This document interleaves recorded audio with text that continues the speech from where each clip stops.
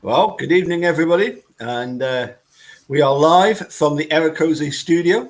Afternoon to those of us in the U.S. Good afternoon, Erekose, and we are joined by Holland. Rule, thank you for joining us. Great to see you. Good evening, everybody in Europe. Hey, Rule. Good afternoon, everyone to the west of that.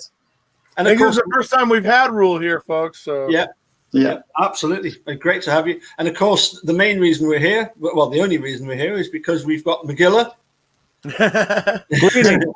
Big part of the reason, yeah. Good afternoon, Magilla. So I've been asked to kind of introduce this one. So I'm going to start off with a question to everybody. If we can, sort of accept the fact that as Dean and Jerry have accepted that they were slightly ineffective in their duty as counsel to Steve. I suppose every lawyer can also be similarly looked at under these circumstances. I myself go back to as a child competing at music festivals, and my dad always saying to me, you'll never ever get 100%, no matter how well you play, because it's impossible to be perfect. And I think it's when it comes to and anything in life. Okay, 2 and 2 make 4. You can be right, you can be wrong, but in so many aspects of life, it's impossible to attain perfection, or although we would strive for that. But when we come to the defense of Brendan, I think there's possibly aspects of his defense that could have been differently, could have been looked at differently. Luckily, we are joined, as I say, with both Rule and Magilla. And Magilla's got this I've seen some of the slides. They're absolutely fantastic. Listen, dude, I'm going to shut up and leave Magilla to carry on. And Rule, you add your opinions as and when you feel fit. I'm sure the dude will do likewise. Over to you. Okay, so this presentation really is a little bit of a critique of the current defense counsel for Brendan. Now, we all know that they started an appeal process that tried to say that his confession was coerced. It did cost a lot, went all the way up through circuit court, actually Federal Court of Appeals. Right. And unfortunately, it was a failed process. One of the things that always really upset me was even in the defense materials that were being presented to that court, they were saying that some of Brendan's confession had been corroborated by evidence found after his confession. Right. Which I think is a total lie. All the evidence that corroborated his confession was planted by law enforcement. Yes, certainly. It's tainted, that evidence. I understand that the young lawyers involved are very idealistic, didn't want to have a battle in the press.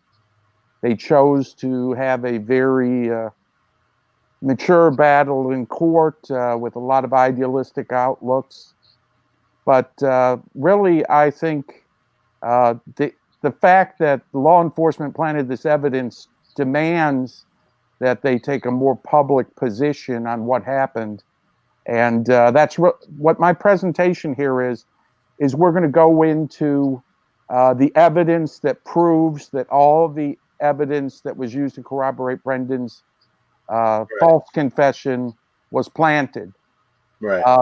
And I tried to back it up so much with information that it empowers you to go out and confront anybody and convince them. Right. Another thing, I think if we all look at our history with this case, we always have this before and after point on this case where we first become totally convinced that one of the pieces of evidence was planted. For me, that was first the magic key and the coins. Once I was convinced one of the pieces of evidence was planted, it broke me out of that prejudice pit that somehow law enforcement officers are all like the guys we see on Law and Order. Right. And then it opens your eyes to see just how much of this evidence was planted. So I've also tried to make these really, if anybody's out there that doesn't believe any of the evidence was planted, hopefully we can get you through that first belief. Mm-hmm. Okay. Right. So there's quite a bit of material, so let's get going. Okay. I just want to find him on Twitter. I want to thank Lickety Snickums for sending me this wonderful wallpaper for my Twitter page. Mm-hmm. I remember that cartoon on TV here, even here in the UK. I remember that the sign, the Peebles Pet Shop. When you talked about it, I'm like, yes. I couldn't remember it, but when you showed me that picture, yeah, I definitely remember the gorilla. I'm going to shut up. Yeah, great cartoon. We even have a griffin with us today in the pet shop. You know. Right? Yeah. Why not? Poor Mr. Peebles can't get rid of me because I tend to be a bad pet when they take me home, and I keep being brought back. So 390-pound gorillas are a little harder to take care of than a Shih Tzu. Okay, so I've started some war cries. One of the reasons I'm really focusing on Brendan is I think the case for Brendan is so clear and involves such a small set of evidence that's already been proven so much to be planted. Yeah. But if we can get the tides to break on Brendan, then I think the case will start to unravel. Yeah. So we'll go on. This is the battle cry I've written with some of the other TikTok Manitowoc Redditors on Brendan. We'll go see this at the end. Hopefully, I'm going to prove everything in this battle cry. Mm-hmm. Okay, so we'll start out with the key point. The key point is, as I said, all the so-called evidence that corroborated Brendan's false confession was planted by law enforcement. That's what we're going to try to prove today. That includes, of course, the wonderful magic bullet, the hood latch DNA, and then we're going to talk about the misleading testimony by John Ertl and the misleading closings by Ken Kratz on the subject of chlorinated bleach. Okay. And I just want to say, if you actually go through Brendan's transcript, which is something I've been doing, I don't have a write-up on it yet. Having bleach on his pants and trying to tie that bleach to a crime scene where the bullet was found is really the only piece of physical evidence that the prosecution provided. And let's just say that it's hog shite. All right. So we'll start out. This is my overview of the argument that the dust-free bullet is lying on top of the freshly jackhammered, untreated cement dust that was created during the police search, proving that the bullet was planted. We start out, we have evidence that the police jackhammered the evening of March 1st. I include this photo to just let you know how extensively they jackhammered the floor. Yeah.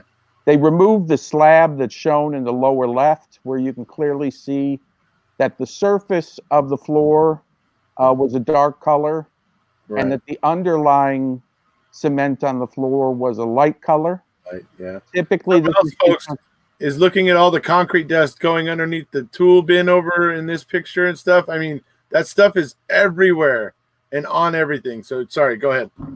Yeah. So you can see at the time when they decided to allege that they had found this bullet, there is light concrete dust everywhere. And then the close-up they provide, I've superimposed here, those squares from the lower left corner that show that the dust is the exact same color as the underlying concrete, and that the underlying floor is the exact same color of the slab of floor that they pulled out. Right. Okay, so this is something that I guess this is my my proof that convinces a lot of people, but now we're going to go in a little more depth, because I've been out there debating guilters, and they've been telling me that that's not dust, that it's spalling is one of the things they like to say. So one thing we have is we have some pictures of the before scene here of what the floor under the compressor looked like. So what we see is it has a water stain. So there was water here with dirt in it that dried up and left a ring. We don't see any signs of spalling, and it has a consistent color with the rest of the floor other than these water stains that are darker. Right. The ring. This photo is from November, I think. This is from November. Exit video. It's actually one of the exhibit photos. Oh, exhibits. Oh, yeah. Okay, and we get a good close-up there. When I get hit with this spalling argument, I just want to make sure everybody knows what spalling is. Sometimes it's incorrectly called spalding or other words.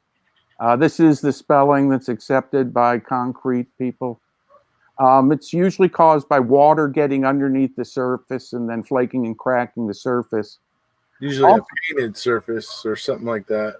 Well, what you can see here is, I mean, if you don't have a sealed floor, I'm pretty sure the floor in his garage was sealed, but they're telling me that the darkness isn't due to sealing, which I see. They're trying that's why it's spalling. But you can see here in these pictures of spalling concrete, the surface is actually lighter colored than what's coming up because the water got beneath it. And also, the spalling dust gets created but blown away. And the thing that's actually causing the speckled color is the exposure of the underlying wet cement. Right. So that it's not a pile of dust. So if I were to put my hand into that and lift my hand, the dark part wouldn't just disappear, and it would all of a sudden become the color of the light part. Right. Okay. So if we go on, I'm going to go through some of the documentation on the garage search for March 1st and 2nd. This happened shortly after they got Brendan to say that Stephen shot Teresa in the garage. Right. After questioning him for 96 hours or something. In follow-up to Brendan's confession, basically. Yeah. Right. So basically this is saying on March 1st, which is the first day of the search, they start jackhammering the floor and get samples C1 through C umpteen at roughly 2010 hours, which is 8:10 at night. Mm-hmm. They mislabel it 2210 because, well, I guess they mislabel everything. So they're doing this 8 o'clock You're at not night. complaining about the number of typos in queso, are you? That's Well, here they at least caught their mistake and mentioned they'd made it. God only knows how many they didn't catch. They have already done the luminol experiments. Thanks to FOIA requests, we have a full video of the luminol testing. And after that, what they decided was their best bet was there cracks in the floor. So if this blood got picked up off the floor so well, if any of it seeped in the cracks, they were going to find the blood down those cracks. right. So they got out a jackhammer and they made sure they didn't film that. Right. Because, quite frankly, it would look a little bit foolish. But that happened starting at 8:10 that night. Okay? Okay, so I have a couple pictures here of the result of the jackhammering. Mm-hmm. I don't think the two pictures are consistent, so I gave you two of them. I don't know when the one on the left was taken. That's actually inside of Making a Murderer.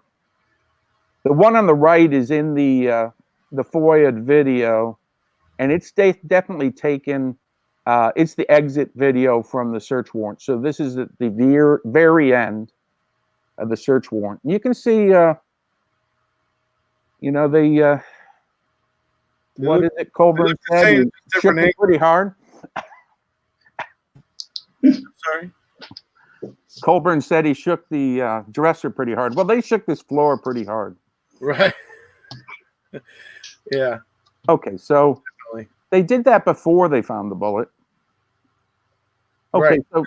so Yes, absolutely. That was done in November. Right. what? No, that jackhammering was done March 1st. It was the first day of the same search warrant as when they found the bullet.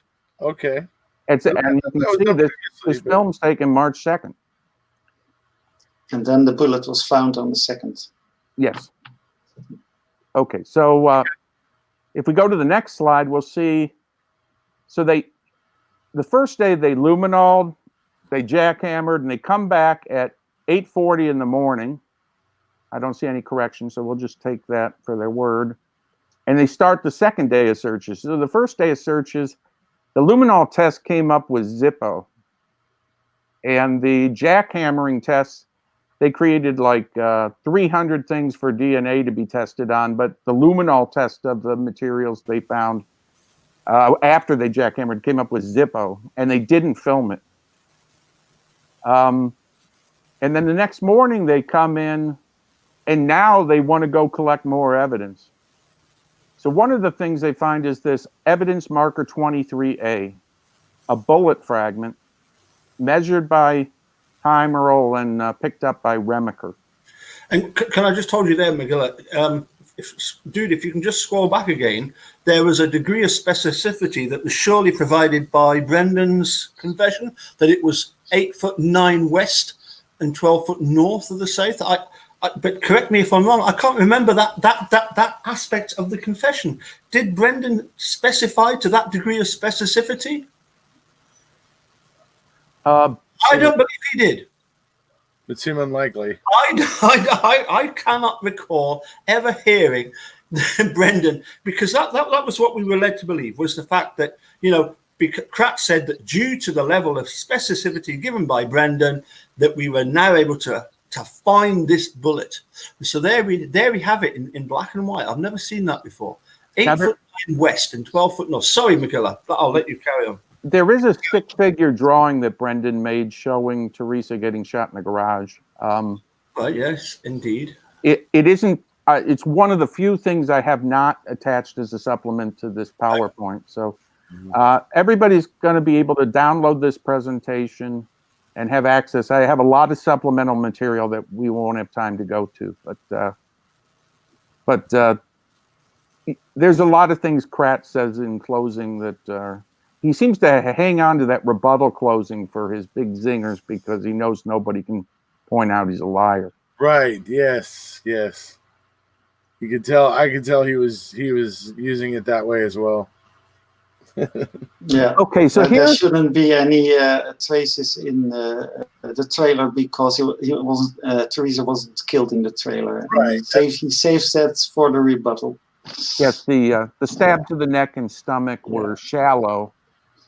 Yeah. Things like that. The carotid artery is only like, I don't know, a half a centimeter under the skin. So how shallow was it? So here we have the magic bullet photo. Clearly this bullet is on top of that white area. Dust, right. And it's freshly jackhammered, untreated cement. I'm sure of that. So some of the guilters I've been debating are saying this is spalling. If it was spalling, it would have been there before the jackhammering. We have no evidence of spalling in that vicinity. And if it was spalling, I couldn't pick it up on my hand and see the dark floor underneath it. Right.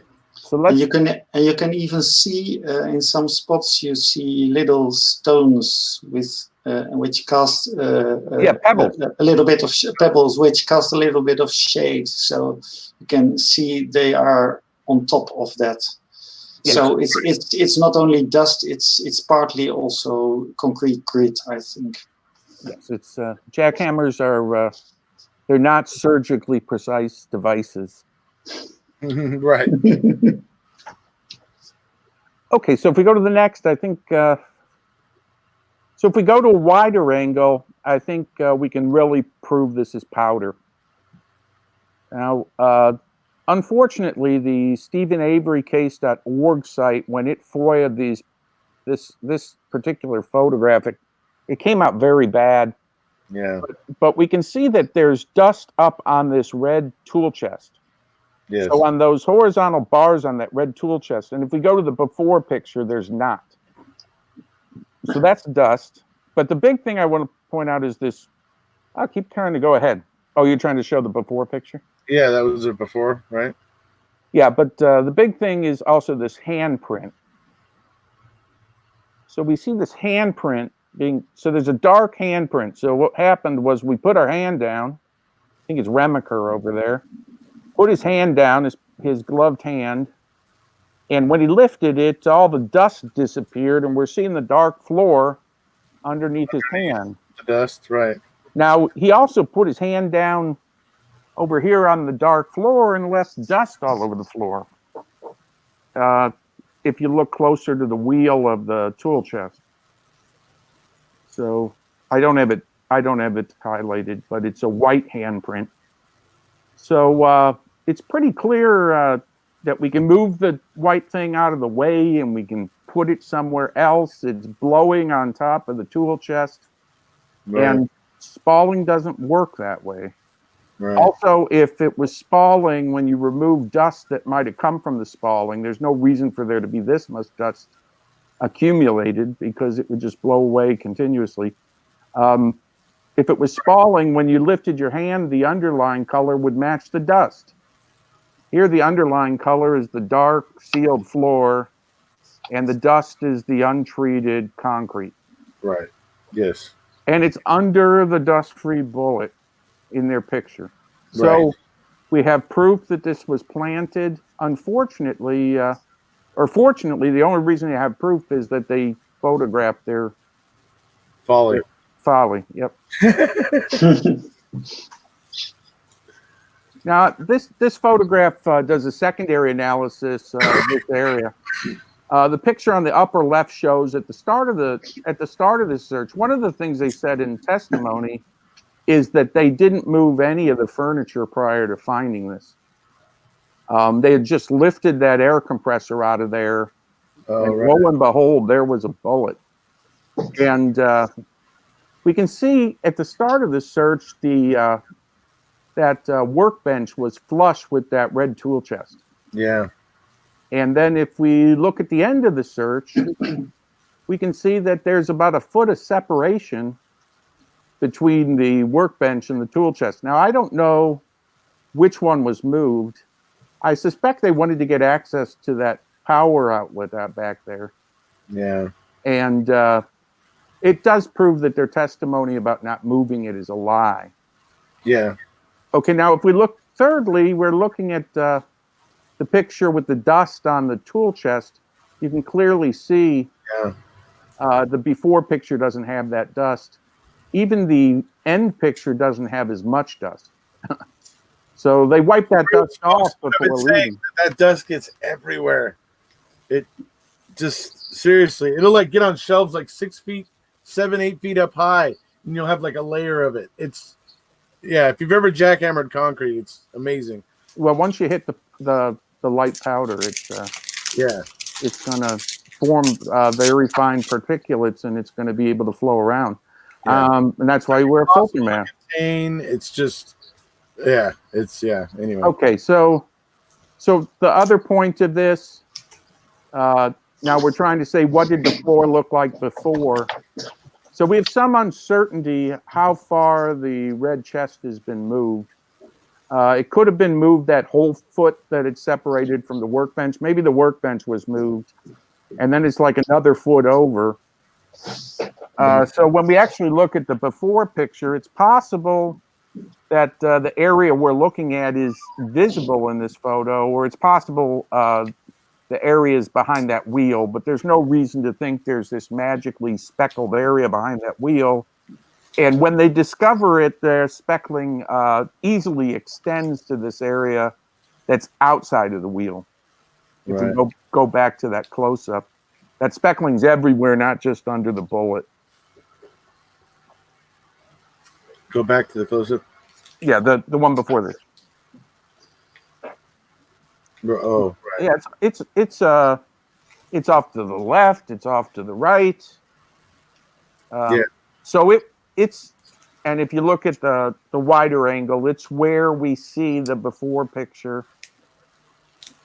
It's everywhere, and pretty clear. I don't see any handprints in that before picture either.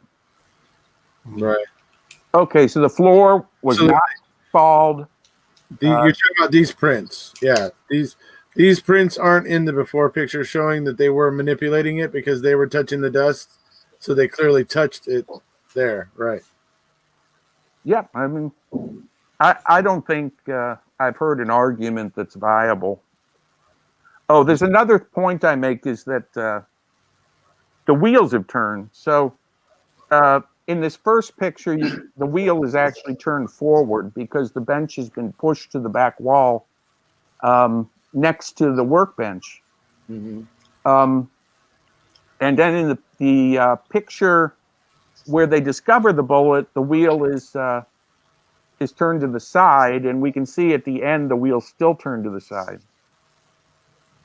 Now, actually, there's something sitting in front of the wheel in this upper left picture. So, and this isn't zoomed in enough to really confirm that I'm saying the wheel is turned forward. But so I gave you a close-up in the next picture. That thing, there's something laying in front of it. I don't know, a distributor cap or what the hell it is. Yeah, it looks like a starter. A starter, yeah. Yeah. And then there you can see the thing behind it is the caster wheel, and it's turned forward. It's not turned directly forward, but it's turned forward. Can you see it? Mm-hmm. That's why I put the red box on. Mm-hmm. I've had people tell me on that other picture that I was calling out something that wasn't the wheel. So I just want to... The guilters will look for any way to try to say that what you're saying isn't true. Right. Well, it's in their interest. It's called clutching at straws, but yeah. Okay. Explaining everything away. Yeah. Here's a typo. Now here is a picture of that floor directly before the police search warrant's executed, and this is with the Oldsmobile. So, yeah. Earlier there was like a little box up there, and that pink ribbon-like material wasn't there. But I mean, this is directly before. I had a picture from earlier. The floor did not look like speckled, spalled concrete. That's all nonsense. Right. And you can clearly see in this before picture that there's no dust on the horizontal bar on the red tool chest. Right. There's a lot of freaking strapping. Wonder what he uses that for.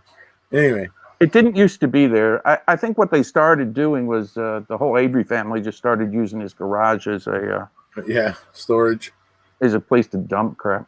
Yeah. Okay, and then I came back to the bullet again. Yeah.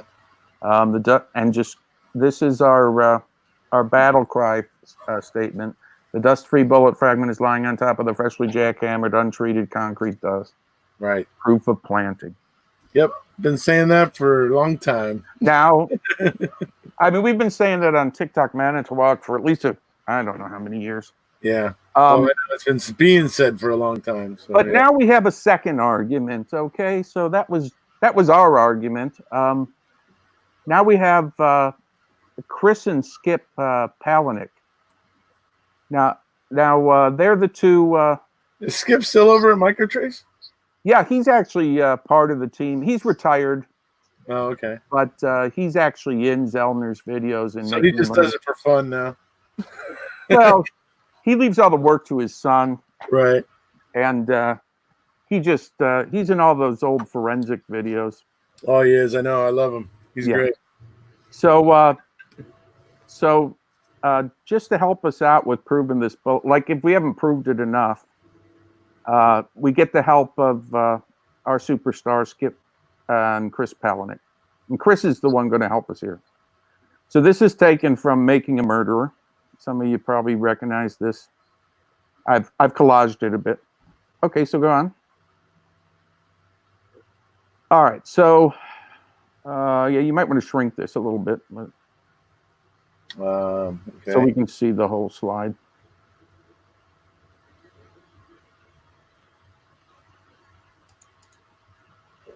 Okay, so you'll remember from Making a Murderer that we didn't just examine the bullet FL. We examined some exemplars that were created by a man named Luke Haag, I think. Is it Haag or maybe it's Haag? I don't know. Haag. I think that double A tends to be Netherlands, so you know how to pronounce it? Yeah, it's Haag. Haag. We call it Haag in the Netherlands. Well, he might not even know that's how it's pronounced because he's American Dutch and we don't know how to pronounce anything. No. But that double A, just listen to Mr. Capaldi tell it. Yeah. That double A I know is all those Vandenbergs and Vanden this and Vanden that. It's Van den and Van de in Dutch, but they don't know themselves. Well, over here, I mean, I think English is just dumb people mispronouncing German long enough. Well said. And then we started melting in words from other languages, and then we believe anybody who's on a newscast. Okay. So what Luke did, and I think I pronounced Luke right, but yeah, I think so. It may be Luke. Lucky. It's Lucky. There you go. But he took out his .22 rifle, and he had matched mini mag, CSI mini mag ammo. Maybe I got the name wrong, but the exact ammo that was alleged to have been used. Right. And he took his rifle and he shot this. I think it was a cow shoulder bone. Is that what it was? I believe so. At near point blank range, so that it had a maximum muzzle velocity. I think the theory was this was shot at point blank range too. Right. Because I guess he was holding her down while standing up to shoot the rifle. Right. Which seems. I think they did a couple different distances, but yeah, because they had a couple different bones. So I'm just trying to help us remember that scene. Right. Yeah. He shoots the bullet through the bone. I think he eventually shoots a ton of them. I think at the end there's just tons of holes in that bone. Yep. And he collects those bones, and those are going to be exemplars for Chris Palahniuk to look at under his very, very cool electron microscope. So let's go on. The first thing that Chris does is he wants to recreate the conditions of the bullet FL. And the first thing the crime lab did was have Shirley Culhane. Culhane. Sherry, the Harry Culhane. Helmet hair. She extracted DNA from this bullet, so he put it through a DNA extraction wash. And he comments, so you can see after the washing for DNA extraction, there's still a lot of particulates in the lead. Now, for those of you who don't know, when a bullet hits a hard object and has to develop overpressure, the lead melts. Yeah. And it's molten when it goes through, and then it solidifies shortly afterward. But when it actually encounters and fragments the bone, it's molten, and that's why this bone gets put into the molten lead. Right, the bone fragments or particles. Right. Now, I tend to want my presentation to be a little clearer than Chris does, apparently. Or actually, I don't think he had the opportunity, what I'm going to do on the next slide, because he was actually looking at it through the scanning electron microscope. Right. I was thinking about that. There you go. But Nice job. I'm going to rotate his picture, and you can see that pretty much everything's still there. I think he's at maybe a tiny bit different magnification and maybe a slightly different focus, but nothing's changed, right? Yeah, all the continents are still there. So the DNA wash did nothing to the particulate matter in the bullet. So anybody who says, well, all the bone washed off with the DNA extract, we got that covered. Okay, so now we're going to go back to biology class. Calcium phosphate. Now, it's not actually calcium phosphate. I think I have the actual mineral it is. It's primarily calcium and phosphate.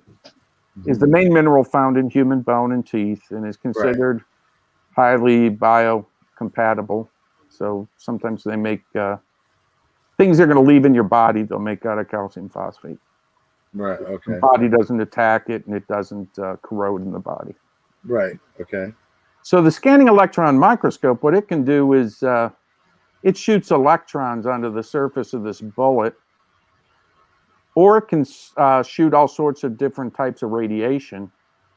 And what happens is the materials on the surface of the bullet absorb either the radiation or the electrons, and then they emit light based on their quantum orbitals. It's all very cool for those of us who like physical chemistry. It's not for everyone. So now what he's got is two abstract maps here. He's got one that's showing the phosphorus atoms. They're in that red pane, and the ones showing the calcium atoms are in the green. And then the big screen, you can overlay them. And in additive color light theory, when you add red and green, you get yellow. Right. May confuse some of you, but computer programmers out there know what it means. Okay. So here we go. Here's, I captured I need the top line too. Whoops. Yeah. So we overlay the red phosphorus image with the green calcium image, and then we add in Chris Palahniuk's line, and we end up with these yellow areas which are rich in calcium and phosphorus. And that's bone. Right. So if we see the calcium overlaying the phosphorus, it's bone. So here we are in the exemplar. It's easy to tell that we have bone embedded in the lead bullet. Right. Okay, we go on. These are interesting, though. It's interesting to see how the method he used to come to that determination, though. It's pretty cool. Thanks for that. Now he breaks out bullet fragment FL, what we like to call the magic bullet. Right. Because it appeared out of thin air, right? Right. Magically. And we're not going to go over the fact that this is, that, I don't know, the fifth time they've searched the garage.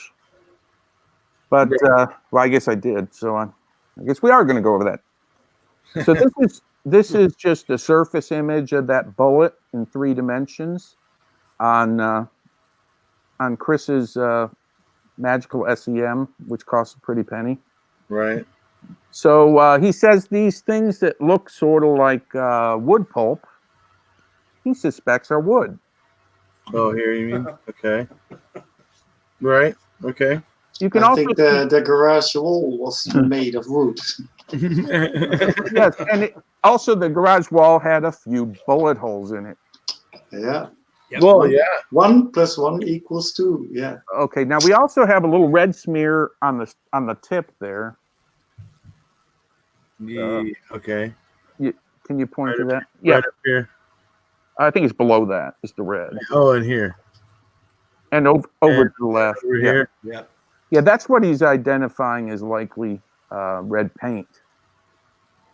And you'll also notice that the surface of the bullet seems glossy.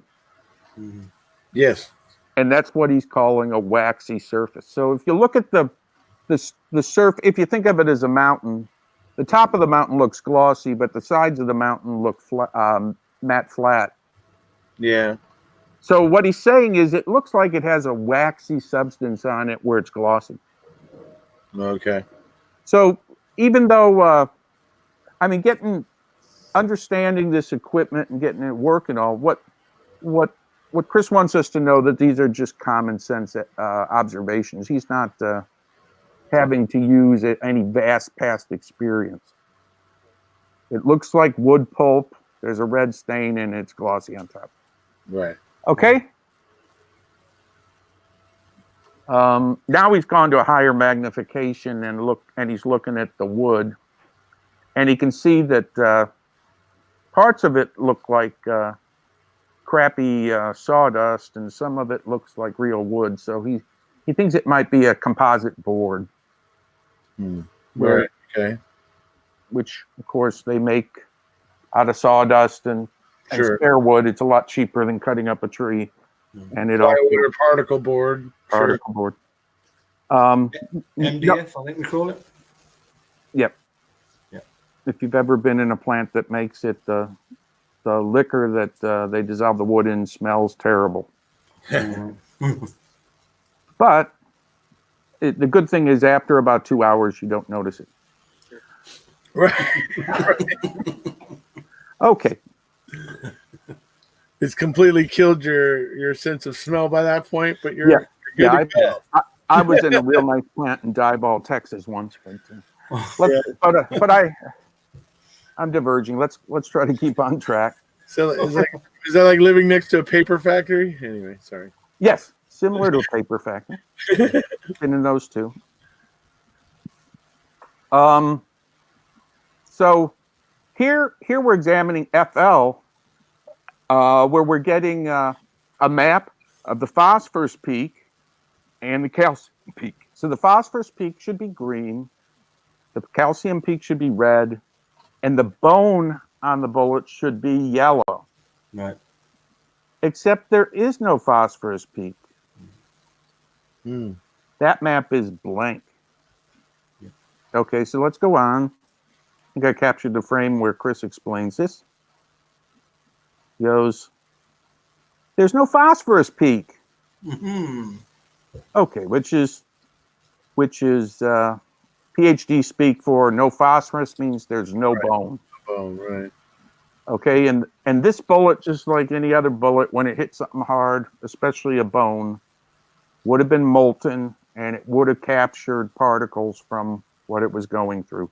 In fact, it has captured other particles. They just are wood. There is some calcium. Kathleen says the calcium could have come from the cement. I will say that Palahniuk quickly corrects her and says there could have been a lot of sources of calcium. Could be calcium aluminosilicates, calcium carbonate. There's all sorts of calcium deposits all over the place. We have hard water up here in Wisconsin that leaves lime everywhere. So fortunately, it's not rusty usually. Okay, so now we've actually gone through a lot of visual material. So I think some of the people just read the affidavit and then they say, well, it doesn't seem all that definitive to me. But he says, based on this analysis, and I think Zellner did a real good job in Making a Murder, presenting this in the episode called The Bullet Fragment FL or something. There's no bone in here. In fact, it looks like there's wood, and there might be some paint. Paint might match the side of the garage. And there's a waxy substance on top. Maybe somebody put lip gloss on this bullet. Okay, so if you liked my proof with the bullet fragment sitting on the untreated concrete dust, this is totally independent evidence, which leads to only one conclusion, which is that the bullet was planted. And it's equally, I think, convincing. Now, the other thing is the garage was under law enforcement custody from the time it was entered on March 1st to its exit on March 2nd. And it was purportedly locked overnight. They make a big deal filming the locks being opened on the second day. And supposedly, policemen stayed there overnight and watched this garage. But who knows? There might have been someone there, but saying he's sober might be hard to believe. It wouldn't have been the best duty staking out an empty garage when you're not expecting anybody to come by in the winter. Little did he know. It was cold, very cold. Oh, but so what we have is the law enforcement swearing that no one entered that building. So the only possible conclusion, the only opportunity is that the magic bullet was planted by someone in law enforcement. Now, I just say law enforcement, but of course we don't necessarily know they all did it. All right. Oh, just a member, right. But they all should have known that the circumstances under which this bullet were found were highly suspicious. It and the other pieces of evidence, yeah. Yeah. Okay, so argument number one is that Brandon draws a stick figure picture, says Teresa's shot in the garage. The state say that was corroborated by finding the magic bullet. The defense in their matrix even had to admit that in the appeal hearing because our criminal justice system is insane because the bullet was planted by law enforcement. And if we can't get a hearing where we're allowed to say that, the system is just so unfair, and we need to at least get that out to the public. Yeah. I look at Making a Murderer 2, and all of Brendan's segments were wasted on this appeals process. And it might have been interesting to budding lawyers hoping to present in front of higher and higher courts, but it didn't do Brendan any good. And if anything, the arguments they made, they had to stick to the findings of fact from the trial, and they ended up actually stating that his confession was corroborated, which it isn't. And remember, Brendan first said that she was shot outside of the garage, and then Fassbender and Wiegert urged and coerced him into saying she was shot inside the garage. I think because it would be very difficult to plant the bullet outside of the garage. Inside, you have better circumstances. Have people believe planting was found on it? Yeah. You know, they just, clap the board, say next take. You can't say it's outside the garage. We know you're not telling us the truth, Brendan. Yeah. Where did you really find shoot? It was multiple choice. It was near the garage, but it wasn't outside the garage. Where was it? Yeah. Right. We needed somewhere where it can be protected from the rain that's been falling or that fell. Yes, because it'd be hard to believe that the bullet with no bone in it, with lip balm on it, survived the rain. Right. And still had that DNA on it. Yes. Also, it's being found 120 days after it supposedly was put there. Right. I do have some, and we'll get to it. I have some new DNA studies I've dug up on how long DNA typically lasts in the elements. And it says something like 25 times as much DNA had to be on it 120 days before for the amount to be found. So, right. But I didn't even use that argument. For me, I'm seeing pretty clearly that the bullet was planted. Yeah. Okay, so I put a link to that Reddit post you wrote on that the DNA which would remain in the chat. Yeah, so I'm trying to strengthen that argument. I've only got 3 papers so far, but I don't think that argument should go without being used. I mean, the worst case, it's all there, but I haven't found anything in the literature that says anything outdoors would have lasted anywhere near that long. Now, in a laboratory condition, stored at 4 degrees Fahrenheit, it'll last a long time, but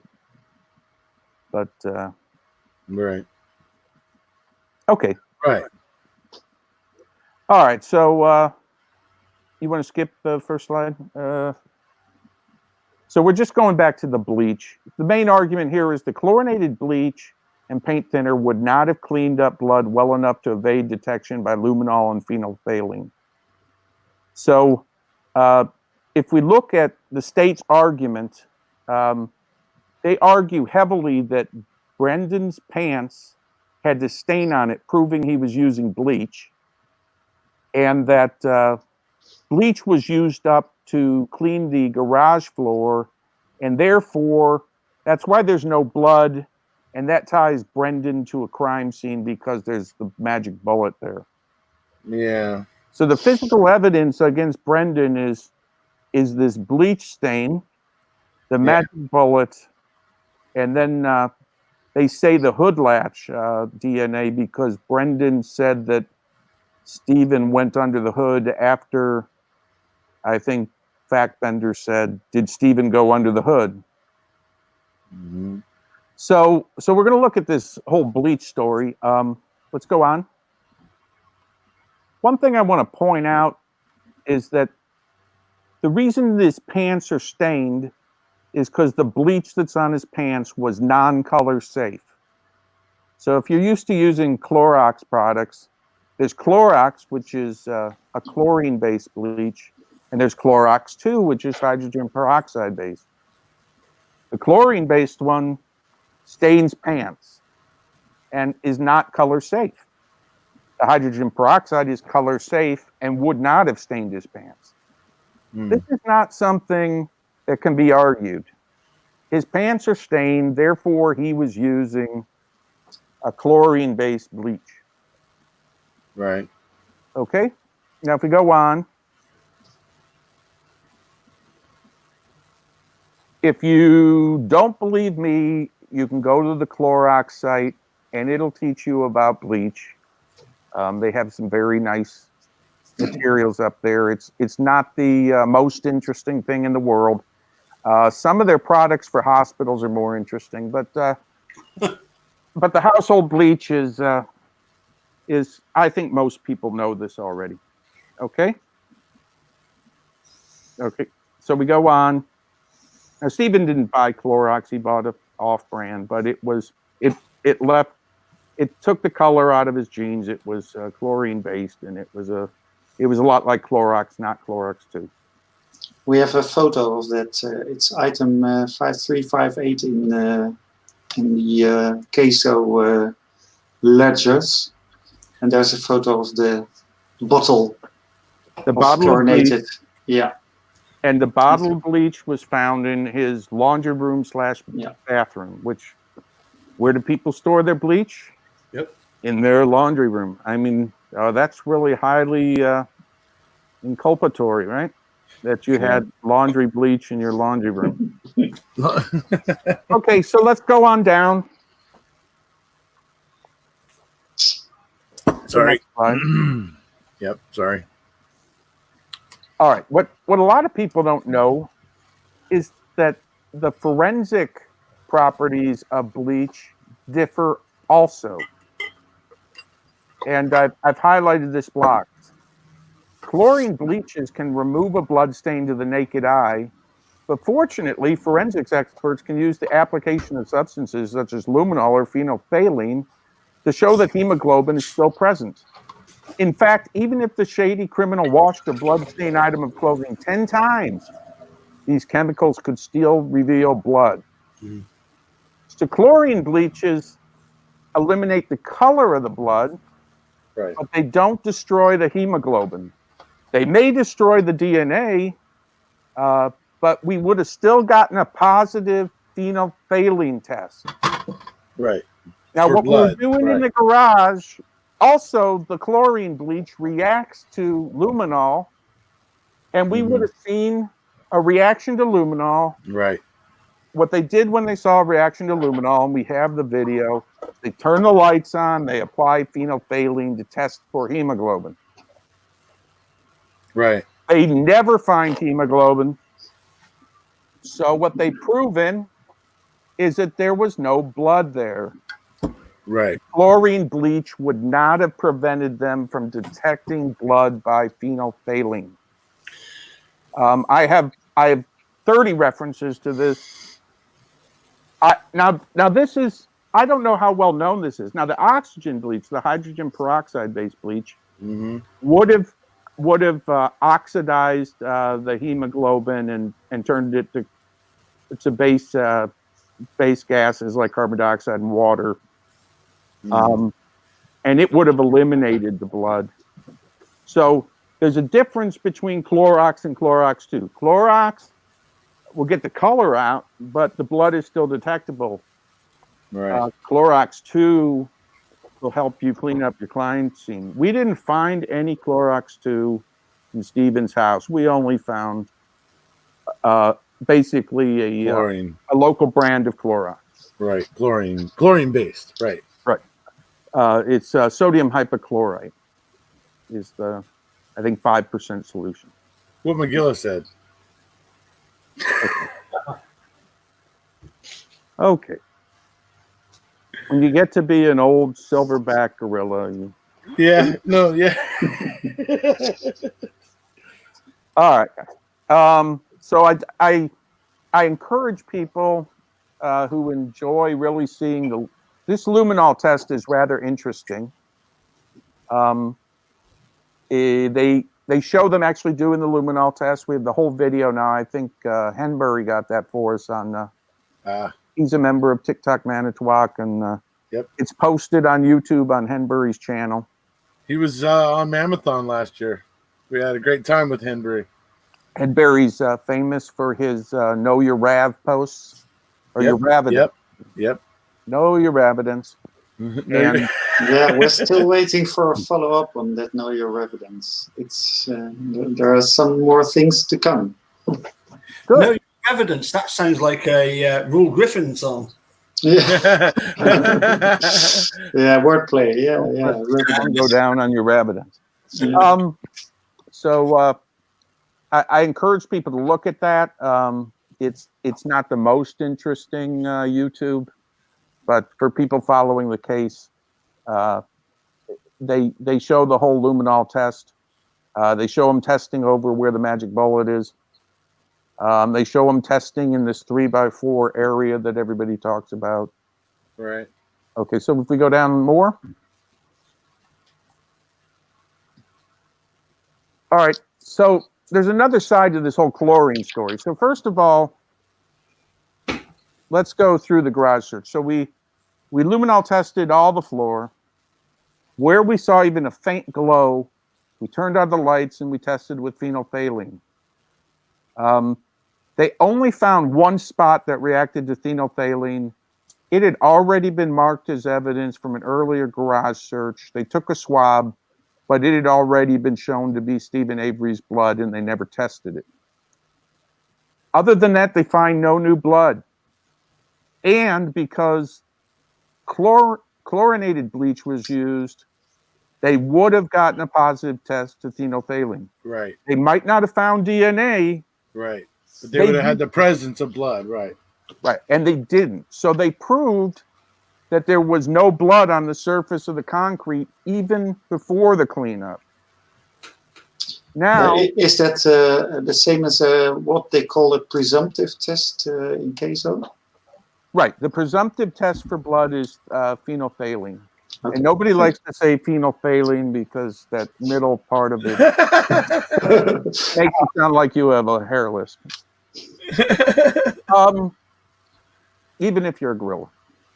But now, no, stay on this slide. Right, there you go. Now we're going to talk about John Ertl's testimony, Kratz's closing, and Fackbender's Dateline appearance. So what they do here in this testimony is they use the word bleach, regardless of whether they're talking about the properties of a hydrogen peroxide bleach or chlorinated bleach. And in doing so, they confuse the jury.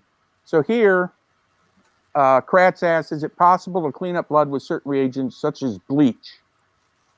Now he says bleach ambiguously because The two bleaches have very different forensic properties. Right.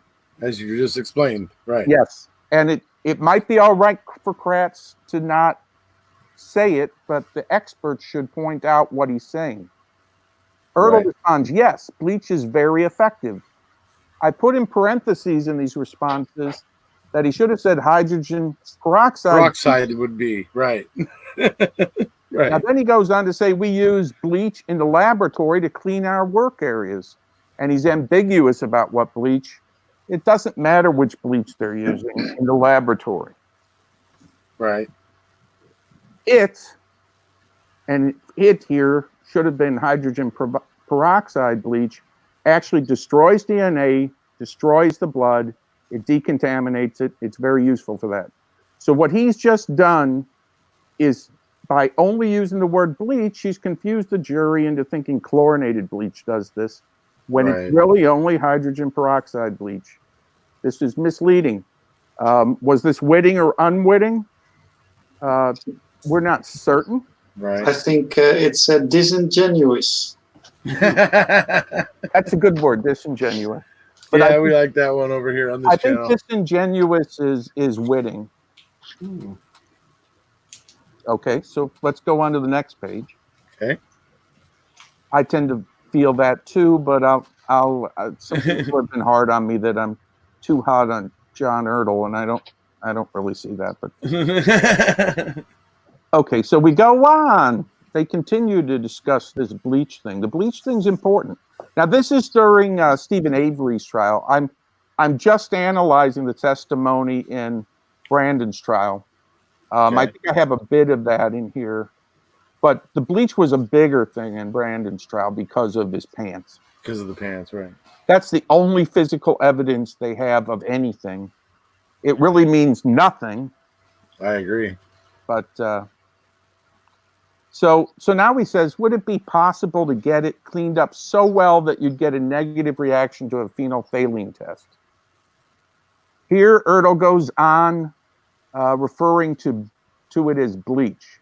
Well, knowing what I know, like he's some sort of brilliant genius, he knows to clean things with bleach. I could probably do it.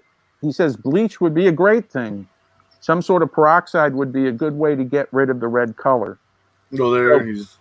So maybe he's saying it's only hydrogen peroxide bleach, but he used the word bleach, which is still conflating the two.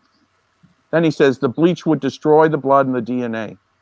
So again, here he's given misleading testimony, and it's important because they're trying to say that the chlorinated bleach is inculpatory. It would seem he's being deliberately inaccurate. But then he does say some sort of peroxide, like he's talking about like he would use the peroxide separately. Yeah, it's interesting. Or maybe he's using it as a synonym for bleach, but it's purposely conflated and it's confusing. Yeah, definitely that. Yep.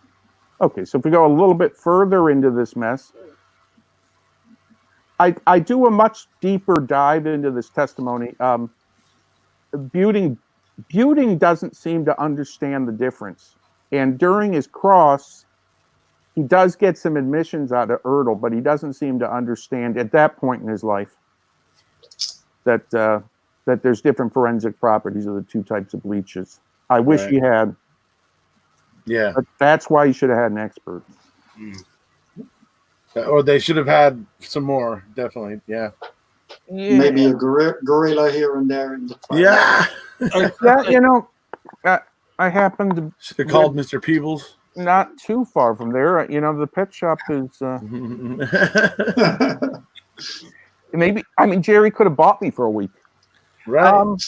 And then you could have misbehaved afterward and gone back to Mr. Peebles. Mr. Peebles throws a party every time someone takes me home. All right, so now we have. I've been calling him Ken this week.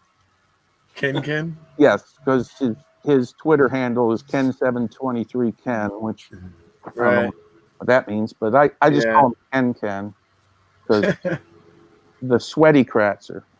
Yep. And here's he talking in closing rebuttal.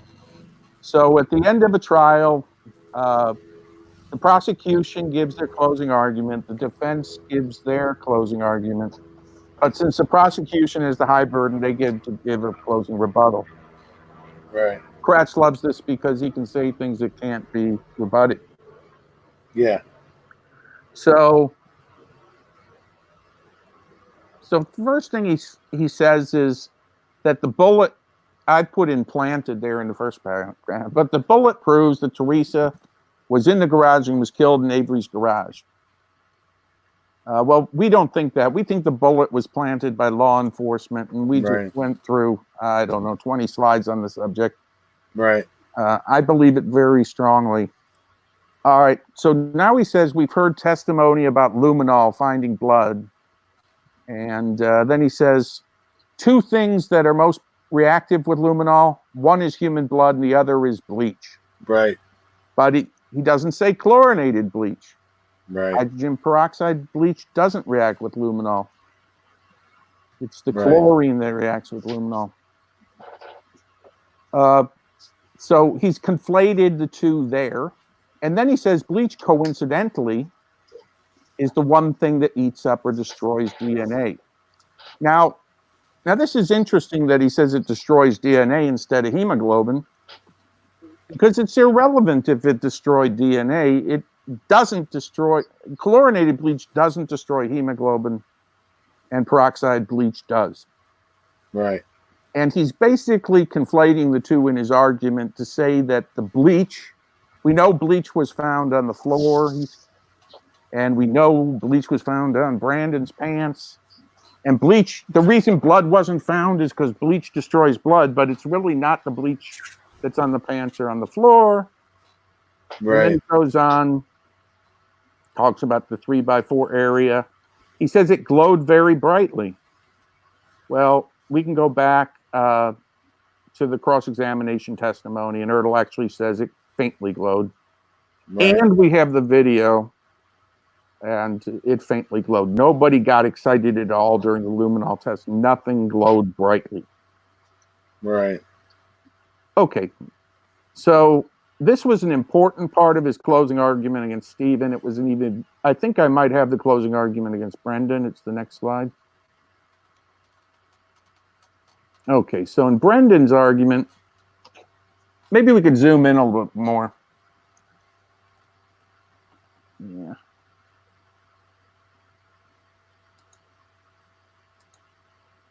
I can get up my magnifying bifocals. Okay. Okay. So here's in Brendan's closing. He said, bleach reacts vigorously with luminol, just as it does to blood. And then he's bleach used to clean the stain in the garage. Paint thinner and bleach. Now we've all heard paint thinner and bleach, you know, it's right. But here's a critical fact. The defendant's blue jeans, those certainly look like they have bleach stains to me. Okay, so this is very important in the closing argument against Brendan. This is tying him to what he's saying is the murder scene, and it's tying him to cleaning up the murder scene. And it's all because he's lying by conflating the properties of two different types of bleach. Because the type of bleach that would cause the discoloring wouldn't destroy the red blood cells or it wouldn't destroy that, and so therefore it doesn't work. But yeah, it might destroy part of the red blood cells. It doesn't destroy the hemoglobin, which is and the luminol would react. Yeah, the iron-containing part of the blood is what reacts with the phenolphthalein. Right. The iron part of the hemoglobin, right? Okay. Okay. All right. Get armed with this because, so this is another thing where they are totally screwing over Brandon. There's no physical evidence to tie him to any crime scene. He cleaned up using chlorinated bleach in Stephen's garage where there was no blood and the bullet was planted.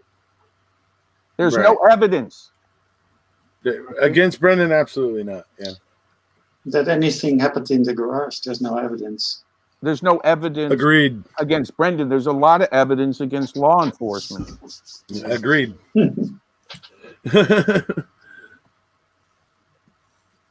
Okay, now we've all heard this. They took it up as a mantra. When you're trying to put out misinformation, you want to have the simple, short lie that you keep repeating. Right. And then they said, well, Fassbender looks like, a TV dad in a sitcom. So we're going to put him on Dateline and have him say his mantra. So Dateline asks him, how could they clean up all that blood? And he goes on to say, oh, he did it to the best of his ability, I guess. Bleach, paint thinner, that cleans up blood. Okay. So here they got their expert to give, at the very least, misleading testimony. The DA gave misleading closing. And now we have, the most fatherly figure we have on this team of bandits. And he's going on national TV repeating this lie. Right. And, there's one thing Fenn wanted me to say. My good friend Fenn over at 80 More Things podcast. Okay. Is that we have the call between Stephen and Jody on the 30th, where Stephen actually talks to Jody, where he talks about him and Brendan doing the bleach cleanup of some transmission fluid over on the 30th, which would be a day before Teresa ever showed up. So she wanted me to point that out as well, in addition to this, obviously, which is brilliant. Excellent. So it's all going to show that the police gave false testimony and false closing arguments to reinforce their planted evidence. Agreed. All right. And the press is believing this. Dateline accepts this as a fact from Fassbender. Right, because he looks like a father on a sitcom. You're right. Father Thomas. Not. I don't think I'd want him near my kids. No, certainly not. Now Zellner managed to get her all-star forensic expert Stuart James, who's the blood spatter analyst. Right. And he came out with this statement in his affidavit. He said, "In my professional experience, it is extremely difficult to clean blood stains with heavy applications of bleach and paint thinner." Mm-hmm. Now, even his statement, it should have said chlorinated bleach, and it would have been better, I think. But Right. It's obvious that there's some contempt there, and it's obvious that it's aimed directly at this cadre of bandits. Right. All right, so that one didn't take long. That's also the same one where he says, I don't assess IQs. Dude, shut the anyways. Okay. While you said that, all right. So the next slide is the conclusion of this segment. So the conclusion is that chlorinated bleach and paint thinner would not have cleaned up blood beyond the ability for forensic detection by luminol and phenolphthalein. That's a lie. Also, there's a corollary to that. There never was any of Teresa's blood in Stephen Avery's garage. Right. It's been proven beyond a shadow of a doubt. They tested the whole garage with luminol. Mm-hmm. They tested every spot that glowed with phenolphthalein. They found evidence that something was cleaned up with bleach, but it would not have prevented them from finding the blood with phenolphthalein. Right. Then they looked at the cracks in the garage. They lifted the floor and analyzed swabs that were wiped across the cracks in the garage where they didn't see any spots. And it tested negative. So after an extremely thorough job, I'm sorry if I'm sounding angry. That's just the passion coming out of you. What they proved was there never was any of Teresa's blood in Stephen Avery's garage. They proved it, and then they went and they misled the jury to say that this chlorinated bleach somehow disproved their findings. It's the magic bleach.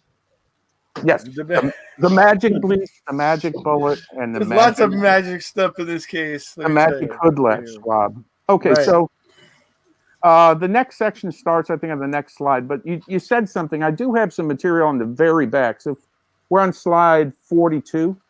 Yeah. So go to the very bottom of this. I have some of the material you were talking about. You can just take the slider and pull it all the way to the bottom, and Yeah. we can get back to 42 easily because we remembered the page.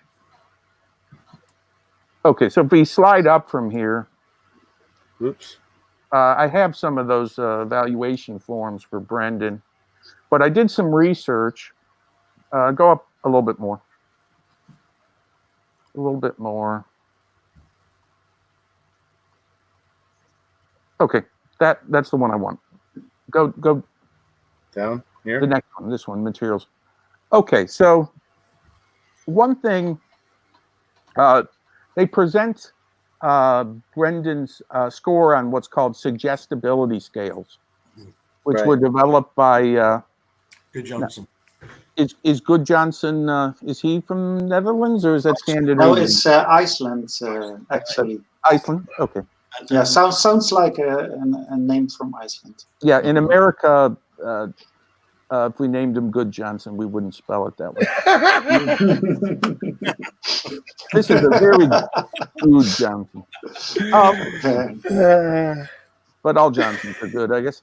But I want you to look at just what happens here. So if we go down to immediate recall, so we're going to tell Brendan a story. Mm-hmm. And then we're going to ask him to tell us, there's 40 facts in the story. And we're going to ask him immediately after the story what he remembers about it to see how much he immediately recalls. Right.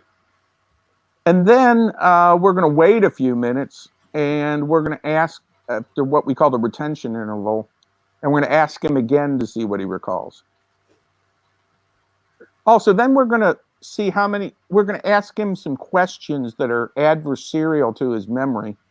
Mm. And we're going to say, what's the extent to which the individual gives into specific leading questions just because they were asked? So I just, Right. He says, the sky is blue. I said, why did you say the sky was red?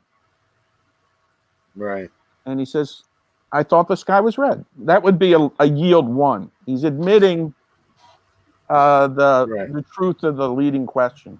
To saying something he didn't even say. Right. Yeah. Right. Now, yield 2 is identical to yield 1, but this time the questioner is going to give him negative feedback.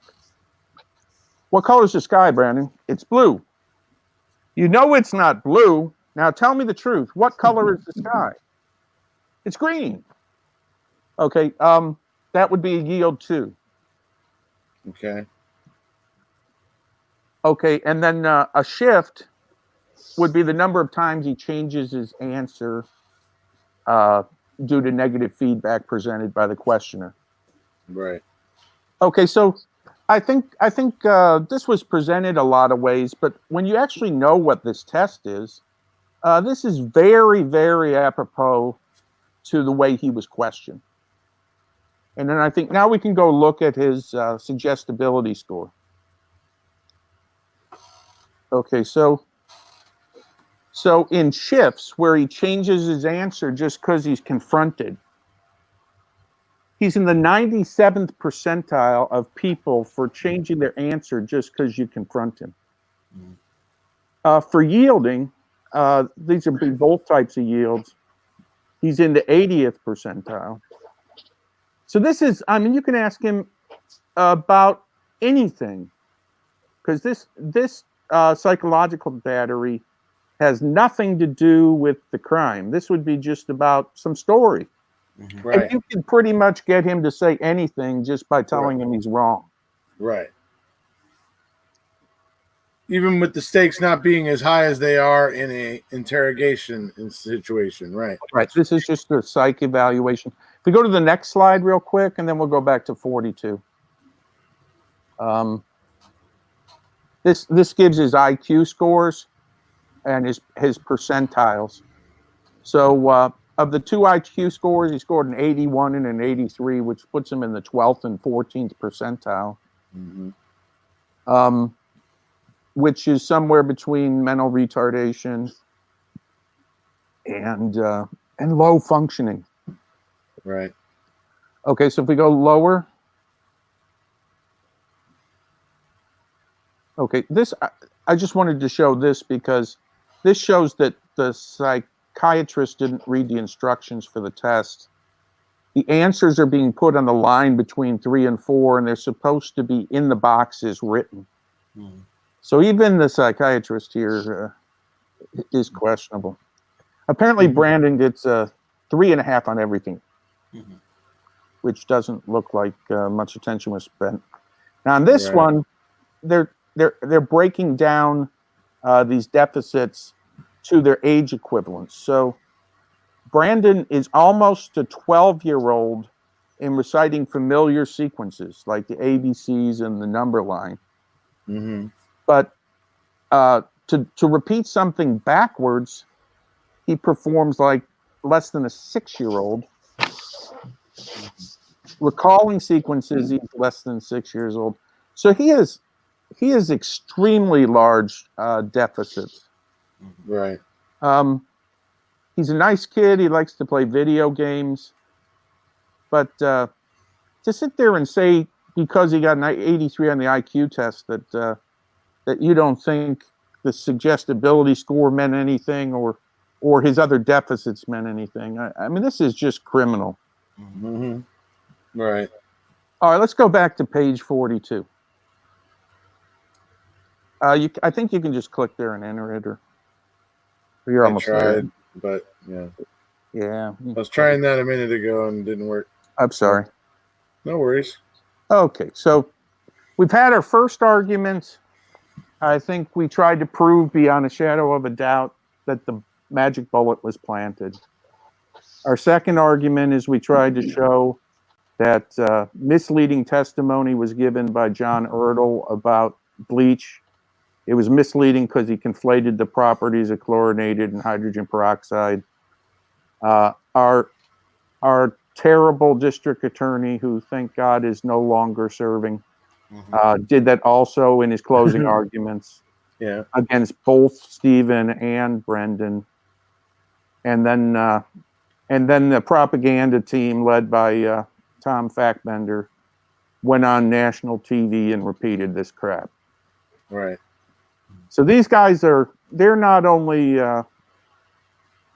breaking the law to convict Brendan, but they're out there doing national propaganda against him to keep their asses covered. And it is despicable. And it's something they're going to have to answer for when they go and meet their maker.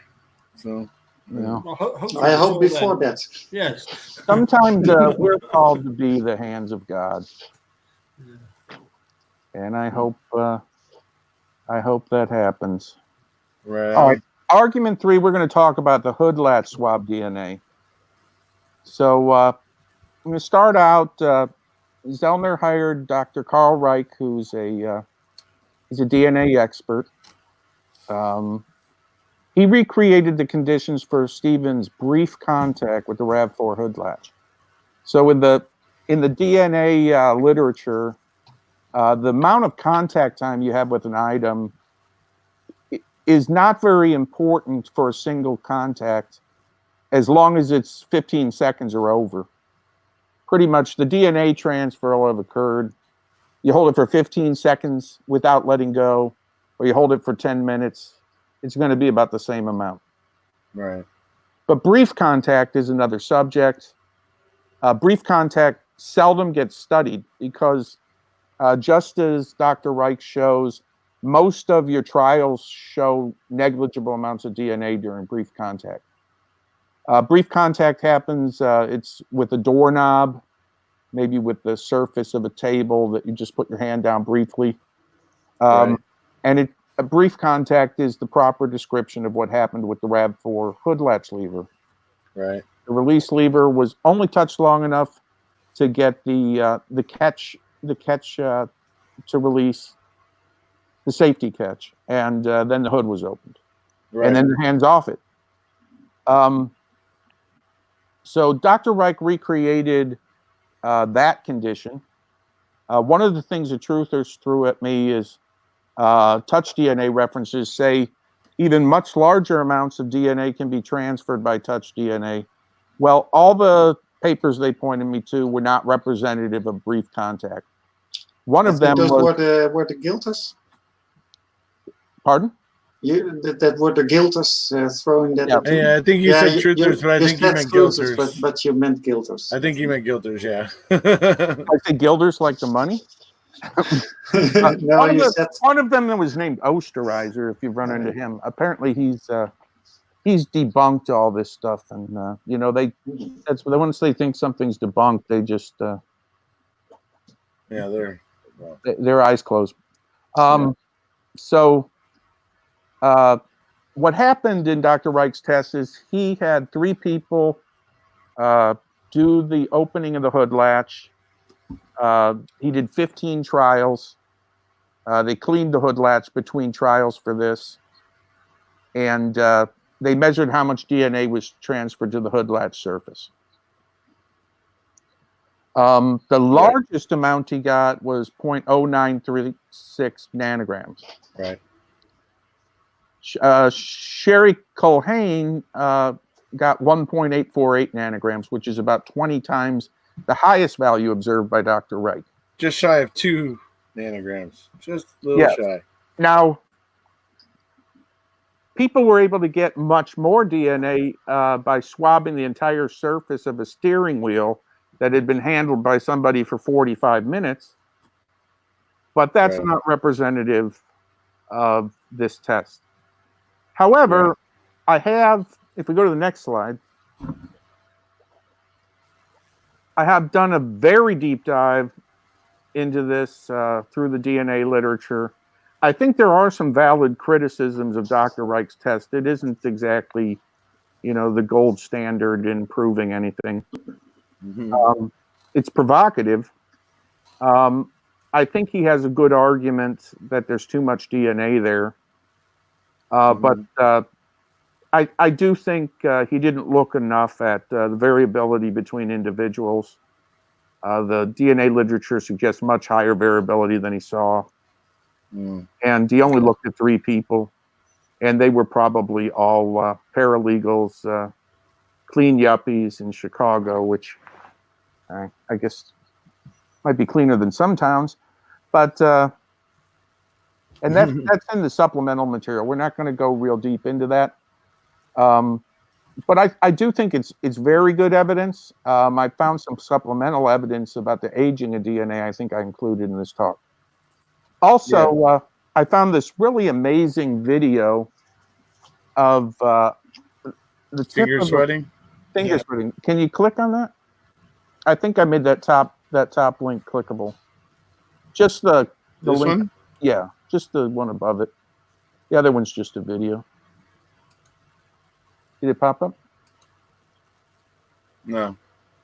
You have to click the hyperlink above the video capture. You mean here? Yeah. Hi. Okay, and then make this go. This is mind bending. All right, so we're going to use a macro zoom lens, which macro zoom lets us get closer to something instead of further. And we're going to look at this gentleman's fingertip sweat. And this is also, it's a macro zoom in. We're doing this in time lapse. And there you can see the sweat pores that are fairly evenly spaced on the ridges of his fingerprint, oozing out perspiration. Yeah. Okay, so one of the things the guilters have been saying is that somehow the sweat forces skin cells out, but the human physiology doesn't support that. The sweat, it's been found that the sweat does contain some DNA dissolved in it or suspended in it, but the sweat pores diameter is much smaller than a human skin cell. So Right. there seemed to be a lot of confusion here. Okay, so let's go back to our talk. All right, that was fun, right? Was that Kratz's finger? Yeah. So also Kratz has accused Stephen of having an especially sweaty finger. Yes. Just because, and Kratz, of course, is known for sweating himself. I don't know if you've seen the CrimeCon 2017 photos of him. I know he's a sweaty guy. Yeah. So I probably tweeted some unnice things about him this morning, but he's done some unnice things.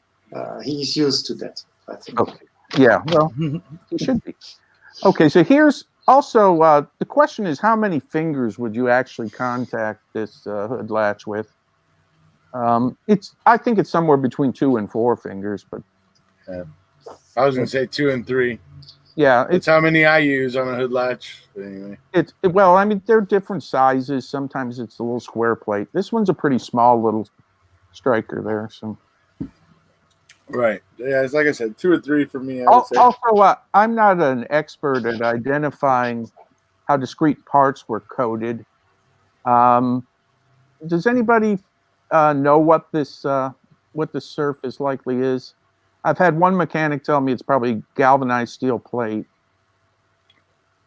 Judging by how much it's weathering, Yeah, I think galvanized is. yeah, I'd say it's right. probably galvanized. Yeah. Not rustic at all. Yeah, but okay. So I'm just looking through DNA literature for anybody who actually studied this surface. Some of these actually the replacement part comes painted black, so so maybe these things dissolve away to nothing at some point. All right, so let's go to the next slide. Now, so we had Dr. Reich's test. I do think Dr. Reich's test is very convincing. It says there's way too much DNA being recovered from the hood latch. I found DNA aging. The hood latch was actually swabbed 150 days after the DNA supposedly was put there. Right.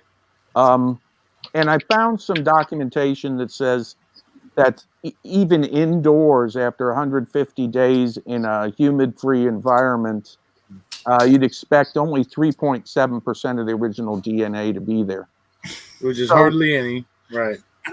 Okay, which is another factor, 27.1, to apply on top of the 20 for the original amount. So she's finding something like 540 times too much hood latch DNA. And I might have added that to this talk. I was actually finding that when I was working after this talk. Right. Now we bring in our pal, Dr. Chris. Here he's going to examine, instead of the magic bullet, he's going to examine the magic hood latch swab, which is it's being given to him in that what is that called, an ampulette or something? But that forensic evidence tube. Oh, that thing. What do they call those? Yeah, I forget. Yeah, I can't quite remember the word. His remark about this. Now he actually uses some other cars as exemplars because he thinks the car should be roughly 6 years old. So he's doing this in 2018. So he gets a 2020 RAV instead of a 1999 RAV in 2005 because he wants the part to be aged about the same amount. He also gets a 2007 Volvo because I think he might drive it. And what he's going to do is he's going to swab those two and create exemplar swabs from those, which should be weathered about the right amount. And he's going to compare it. He's being given the hood latch swab, which is item ID, and he's going to compare that under his magical scanning electron microscope. So let's go on. First he compares it under the naked eye. Unfortunately, the best picture I have of the hood latch swab is in this forensic evidence tube. Right. But you can see in there that it's pretty clean and white. Yeah. Mm-hmm. Now, Dr. Chris got to take it out of there. He observed it outside the tube. You can also see his exemplar from one of the two cars we talked about. Right. It's not so clean and white. Right. So what he says is the exemplar shows a heavy, dark streak on it. You know, it is underneath the hood of a car that's leaking oil and fuel at some level all the time. Right. We would expect it to have some hydrocarbon residue. Yeah. And he says that there's no visible material on item ID. So it's not visible to the naked eye. So Right. this is an important observation. Also, when I debated this with one of the Stephen Avery is guilty comrades, Mm-hmm.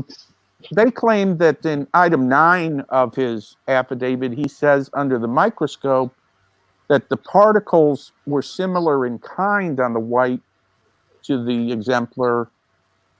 In item 10, he says it's in much, much, much, much lower concentration. And they tried to only show item 9 to people and say he didn't find a discrepancy, which is pretty sneaky. Right. Watch out for that one. Yeah, sneaky. Yeah. Why do they want to lie about it?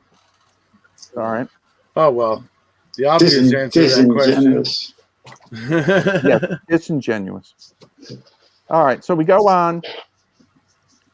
Another important thing is that Sherry Culhane reports that this hood latch only had the DNA of Stephen Avery on it. Which would be a very interesting thing.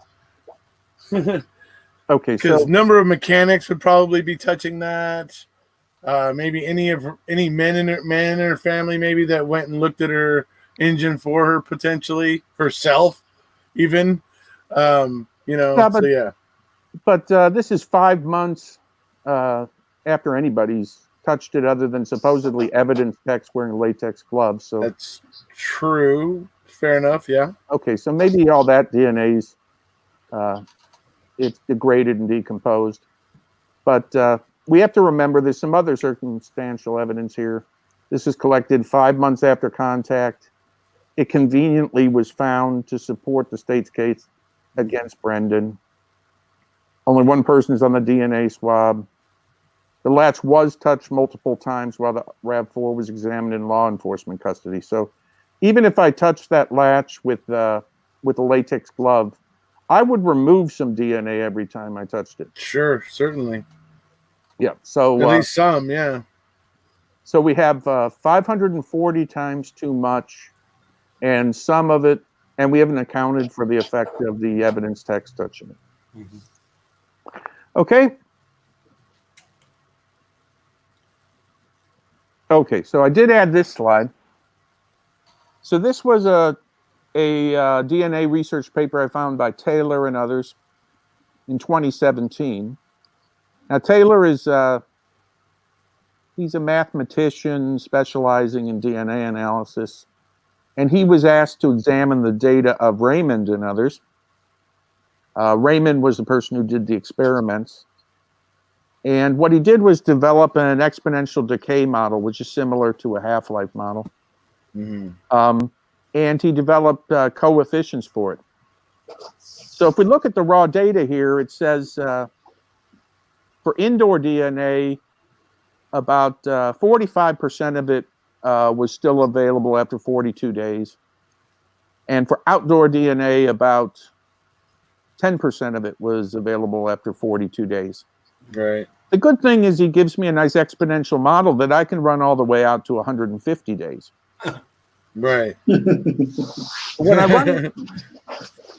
run it to 150 days, hold on, you just Oh, there. there you go. Easy, Tiger. At 150 days, the favorable condition, and he's got the OUR in there, so he's got the British favorable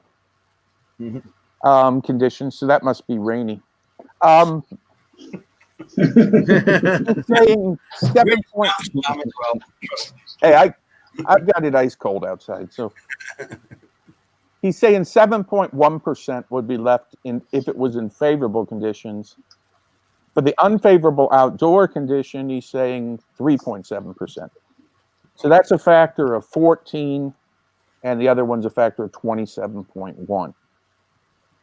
So you add this, so we got 20 times more than Dr. Reich saw initially applied, plus it should be 14 to 27 times higher to still be around after 150 days. Right. Plus the swab has no grease or metal particulates visible to the naked eye, as seen by Dr. Palaniuk. Okay? Yep. That's in other words, not from the hood latch. You would have been leaving a hell of a lot of DNA for it to have still been around in March, basically, is what we're getting at. Yeah, you pretty much have to like cut your eyeball off and and attach it to the hood latch. Yeah. Okay. And hope the birds don't get to it. Can they get under the hood? I think they probably can. Cats can.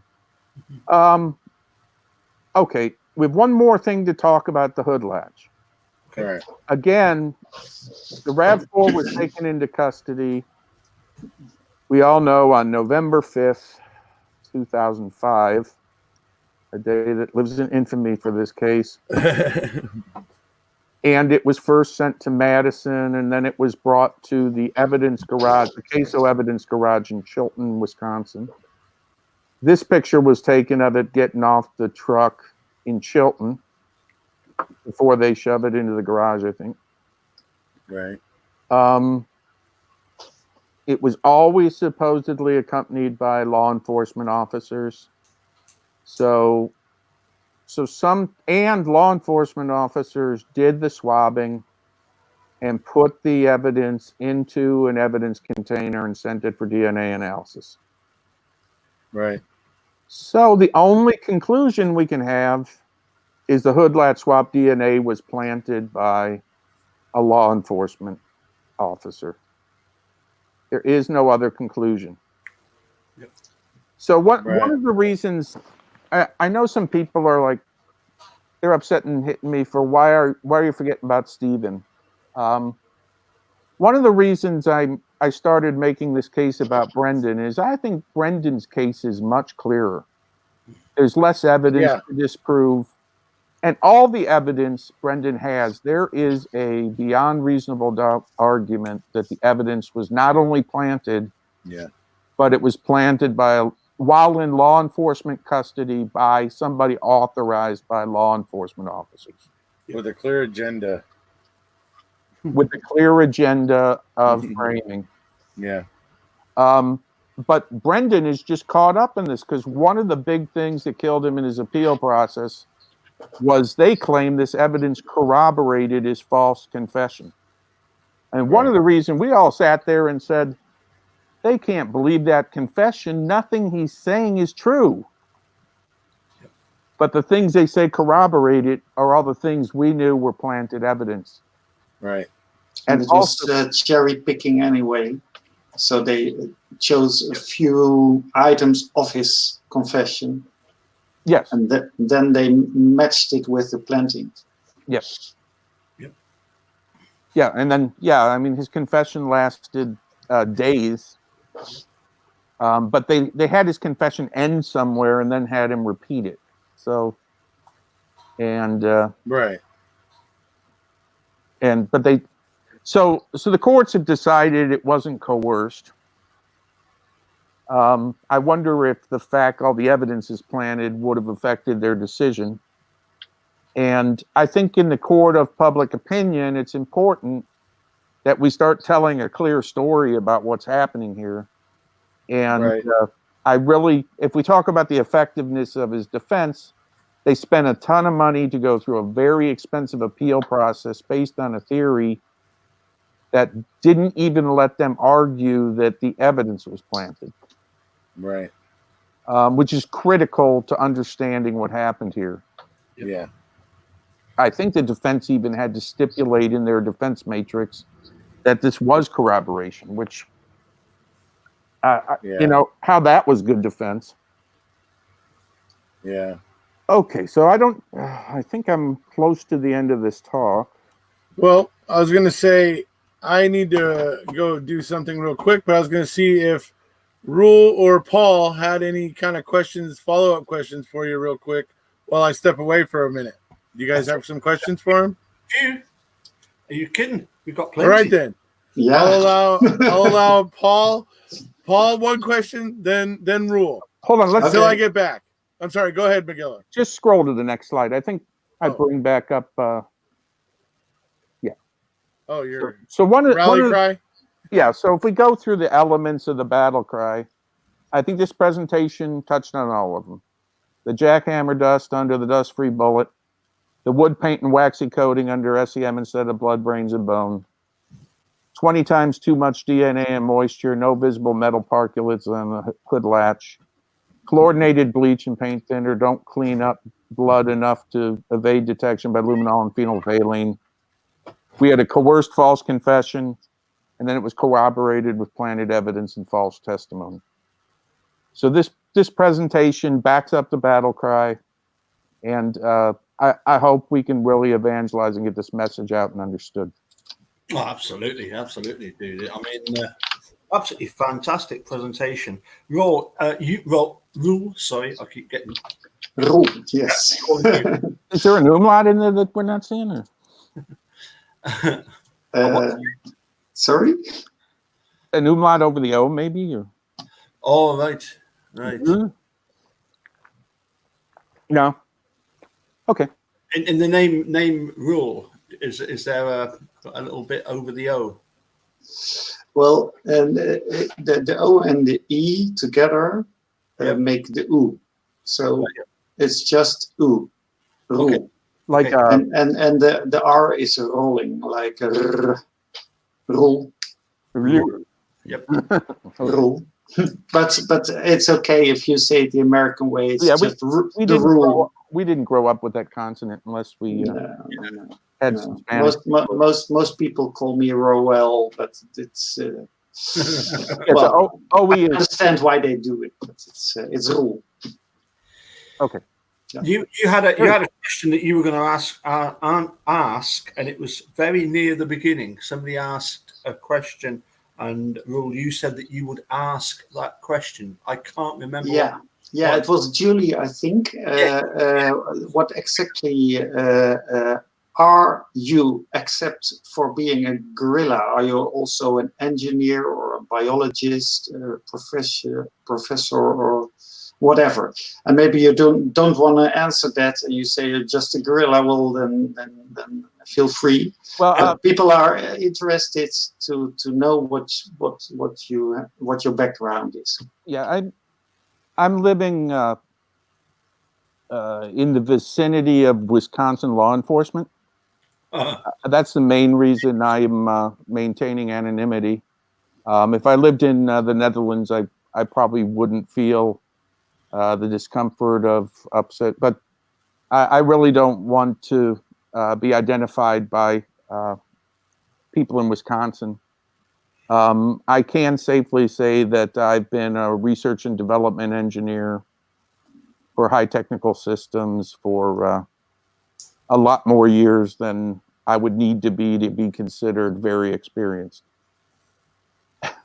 Well, I don't know about that. What you've done is some pretty stunning work.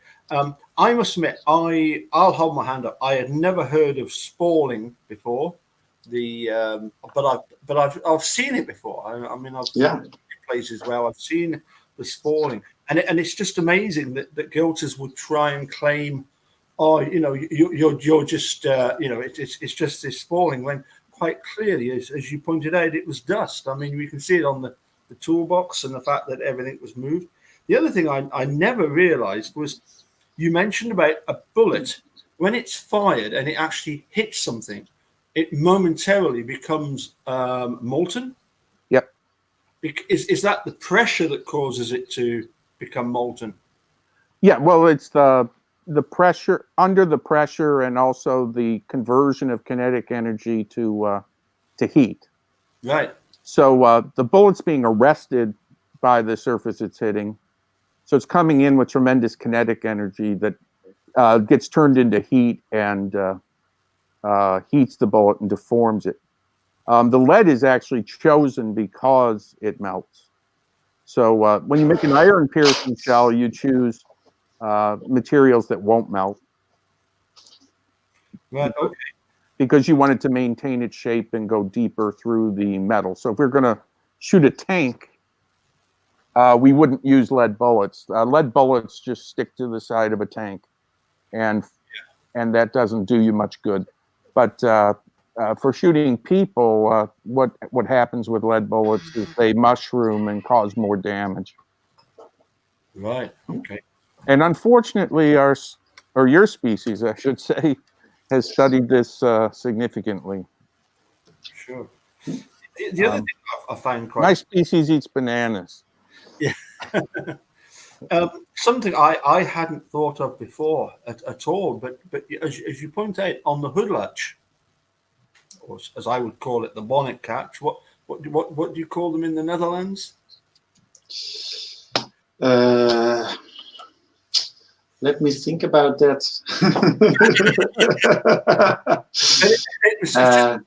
As you pointed out, Magilla, the fact that you've got no other DNA. I mean, how is that possible? This is a 99 Toyota, you know? It's 6 years later.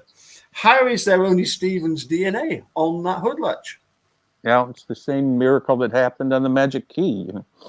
Yeah, but the problem is, was it ever on the hood latch? Couldn't it just be swaps that were switched, so it never came from the hood latch? Yeah, so I actually ran a questionnaire this morning to see what people out there on Twitter thought about the planning of the hood latch DNA. So the one thing would be, I mean, Sherry Culhane could have dry labbed. One thing I was always very good at was dry labbing. In school, Yeah. you know, you screw up your experiment and then you go dry lab it because experiments are actually a lot tougher than they seem. Right. The other thing, Culhane could have planted the DNA. She has no explanation for why she kept all these samples with her after she tested them. Just the fact she was keeping those samples, it is a big problem. And or the swabs could be swapped out, or it's possible they cleaned the surface, put something on it, and then swabbed it. I don't want to conjecture too far. We know it was planted. We don't know how. If we tie ourselves down to a specific theory, somebody might disprove the theory. I don't think they can disprove it was planted. All those things work. I think the problem with me with a groin swab, anytime I hear groin swab, I think there should be a pubic hair on it. And that's, I'm sorry I said that. Maybe, possibly, you know. It's possible, yeah. Another interesting question is mixing bleach and paint thinner. Wouldn't that be dangerous? I think Mary Jo asked it. Well, I'm very familiar with paint thinner. So paint thinner is very good at getting up oil-based paint stains before they've dried. Right. That's what painters use them for. Yeah. They're also used to thin the paint. Exactly. The paint thinner will evaporate rapidly. The cheaper the thinner is, the slower it evaporates. So if you, like on the low end, the mineral spirits takes longer than something like xylene or toluene, which are also inhaled intoxicants if you're interested. Right. We're not advocating that, by the way, folks. Yeah, back in the 60s, there was a lot more huffing going on. And people were making car models because toluene was used in airplane glue. I've got two questions. So I was going to, I'm a bit greedy like that, as you'll get to know. Haven't gotten to the bleach mixing with the paint thinner yet. Well, it was more a question of why would Steve and Brendan be so worried about cleaning up this spillage in the first place? Is it because oil will damage the concrete, and B is oil that's used oil, is it not carcinogenic? Well, one of the problems with motor oil or transmission fluid is they're not volatile. Right. So if you spill them in your garage, they're just going to sit there. Right. And they're going to get on things. There's a box that's it looks like the transmission fluid soaked into and moved up on it by capillary action, moved up an inch into the box and just ruined the bottom of the box. So it's very possible he just wanted to get this off the garage floor because you step in it, it's not going to go away. Right. The oil, car oil is it's a mixture of hydrocarbons. It would be thinned by paint thinner, so paint thinner would help you pick it up if it's still wet. Mm-hmm. It won't dry like paint. It's not. It doesn't have a drying agent in it, so it's going to stay wet. Hydraulic transmission fluid is also after it's been used. It's very nasty. It's got bits of heavy metals in it. So I don't think you need a reason why they would want to clean it off the floor. No. And using the bleach probably help them get the last bit of residual oil off the floor. Sure. So anyway, Bruce has a question here, actually. If anybody has any, I'm actually not aware of the Jimmy bar marks, but if anybody else here is. Now, there's a recent picture of that, which could be Jimmy bar marks. Could be. Have you seen that, Magilla? Well, I have seen the picture. Obviously, there's a period of time where law enforcement is acting very strangely in the vicinity of the RAV4 on the salvage yard. There's the very strange decision to put a tarp over the car that actually contacts the outside of the car. There's a very strange decision to remove the tarp right before it rains. It seems like the only time the tarp is there is during the flyover. It seems very suspicious. Right. I think Know Your Evidence suggested that moving the car when the truck came might have took popping the hood. There's also some talk that with the battery disconnected, some of the controls in the driver's compartment might have been adjusted to help move the car, especially depending on the position of the parking brake. So I think there's a lot of suspicion that they were under the hood and in the car while it was in the yard, and they're covering that up. If that's true, the Jimmy bar marks pretty much are showing evidence that they got into the car. It's been suspected all along. Right. It also explains why next morning Groffy finds it unlocked.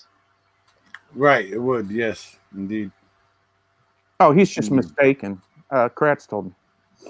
I mean, these guys don't plant evidence. They're law enforcement officers. Right, yeah. Okay, so we've all heard those. You talked about Ken's Twitter name, Ken723 Ken. You know what 723 stands for? I would suspect it's July 23rd, which is probably the day he got that girl. It's the number of women he harassed. Really? I think so. That's my opinion.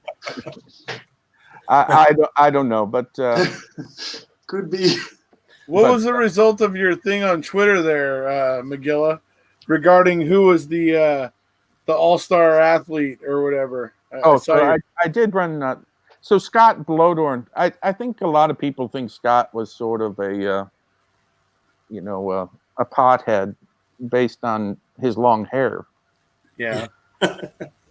But actually, he was the best athlete at his high school by far in his graduating class.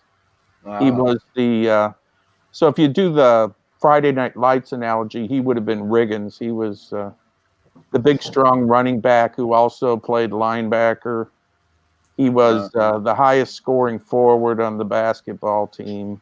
And he was the star of the track team, leading the school in the 100 meters, taking part in the 4 by 100 meters, the 4 by 400 meters. And he could high jump 6'3". Wow. Now, well, I'm glad it wasn't Kratz. Anyway. So I also, he was on the honor roll, and he did get 2 master's degrees. So his hair is really not the best indicator of him. Probably. Still might be the murderer. The Louvre Trails talk showed that we have reason to suspect people in that house. Ryan, who actually is your #1 suspect for being the real killer? Well, for me right now, it's Ryan. That's because of the Louvre tracks. But for Brandon's case, I mean, law enforcement is clearly the one that did wrongs to put him in jail. And this is separate from the murder altogether. I don't think Brandon had anything to do with the murder. And I don't either. And you go through his mental deficits and what they did to him, and that he's been in there for over 5,000 days now. I will say, before we get off the subject, Orion was also a very good high school athlete. He was QB1, and when he played both ways, he played safety. He was a starting guard on the basketball team. Though the box scores I've located, he didn't score nearly as much as Scott. Right. Pretty much, there were like 4 Hallbachs on that basketball team, but none of them were from Mike and Teresa's family. They were cousins. Common name in the area, huh? I think they were first cousins. And there's a lot of Hallbachs on the Hilbert High School squads over time. So I have been trying to get more research on them based on the findings on the Louvre tracks. I still have no explanation from anybody of the Louvre tracks. Is Jinxie helping you with that? That's the type of thing Jinxie loves to do. So I see people's eyes getting opened, but I don't think I have enough people who really understand how significant the Louvre tracks finding is. Of course, we have a posted talk on that. It's probably the best way to get acquainted with it, but it's, I don't know, it's 2 hours or something. So you might just start with some Reddit posts. I do have some teaser posts on Twitter. And it was actually 2 weeks ago that the Louvre tracks YouTube, I think. Right. So I did it with the guys here on Super Bowl Sunday. Right. Oh, yeah. Yep, because so you should be able to find it if you're looking for it. Yes. So last week's talk we went into a lot of bone evidence. The main thing is there's a missing ilium bone that we think has a greater sciatic notch. Right. That may have been photographed. Hopefully it was photographed, and hopefully Zellner has a photograph of it. It could connect to the bones found in the county quarry pit and prove that they're from the same body.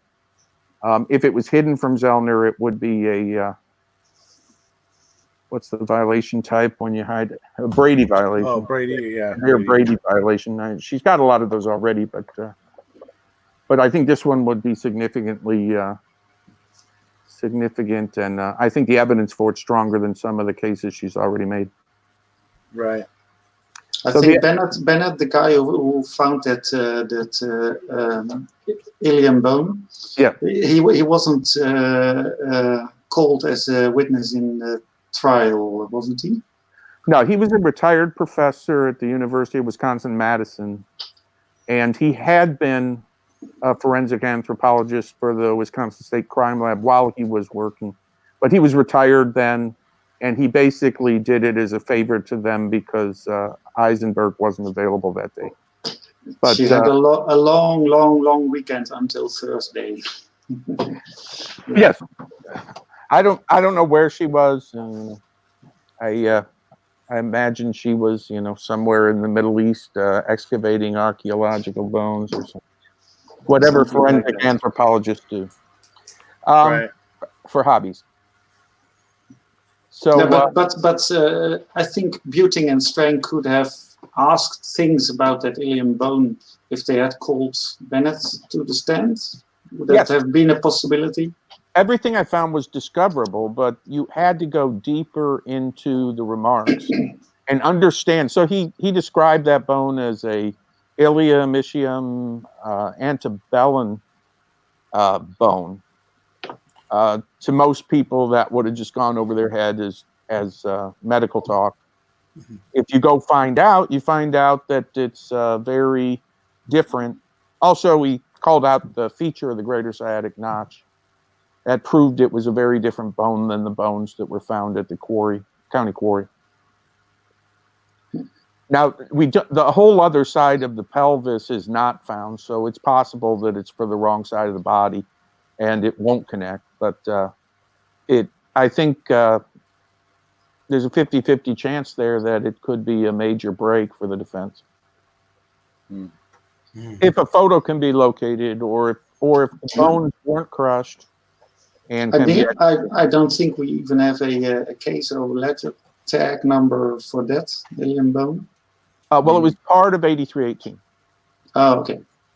Yeah, that's the big one with all those bones from Burn Pit, right? Allegedly. It's supposed to be in its own baggie. Yeah. I think it was put. I think Dr. Bennett clearly said he put it in its own baggie. Right. There is a baggie. There is a baggie that says pelvis bones, but they all look fragmentary. Yeah. Maybe they broke it after that day. Well, that's a pretty vague question, isn't it? Well, I'm just going to say to Ms. Wee Lassie that, the benefit, of course, from it is what you saw, the press conference. Yeah. They coerced Brendan, and they were able to do that damning press conference, which pretty much everybody and their dog saw in Wisconsin. And so that is how it was helpful to them. And that's why it was advantageous for them to do it. Despicable as it is, that would be the reasons why. Well, I really think all this knowledge about false confessions wasn't common knowledge then. That's probably a little true. And they thought Brendan had confessed. People forgive themselves for things that they condemn others for, and they didn't think they had coerced a confession. They thought he confessed, and then they were desperate to find corroborating evidence, is why they planted the evidence. So that's the problem, is they think they're human lie detectors. They think they know what's going on. Their arrogance is a big problem.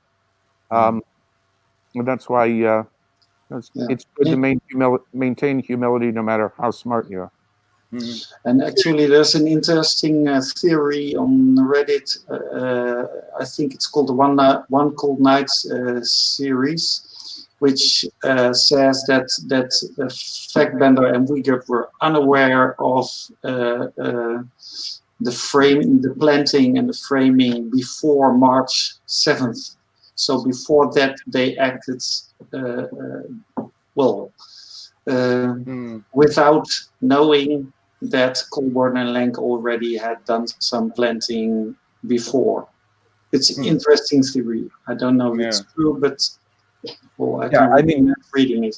One of the problems is nobody's investigating this. I'm sort of using the word law enforcement. I mean, we proved it was in their custody. There's really no other explanation. But who in law enforcement, should be investigated too. And if we ever get a judge that gives this case a fair look, hopefully some orders will go out to do the right things. Right. Yeah, but Fox was certainly not doing that. Yeah. So if you posit that Fassbender and Uyghur weren't involved in the planting of the bullet, but they were involved in the cover-up only,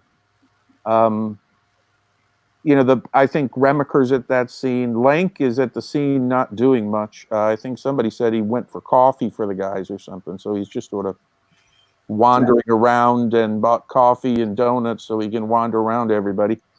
And it's bizarre that there are even man-at-work people there at that moment. They really shouldn't have needed those man-at-work police officers there. Yeah, but I'm pretty sure that they showed up without being asked.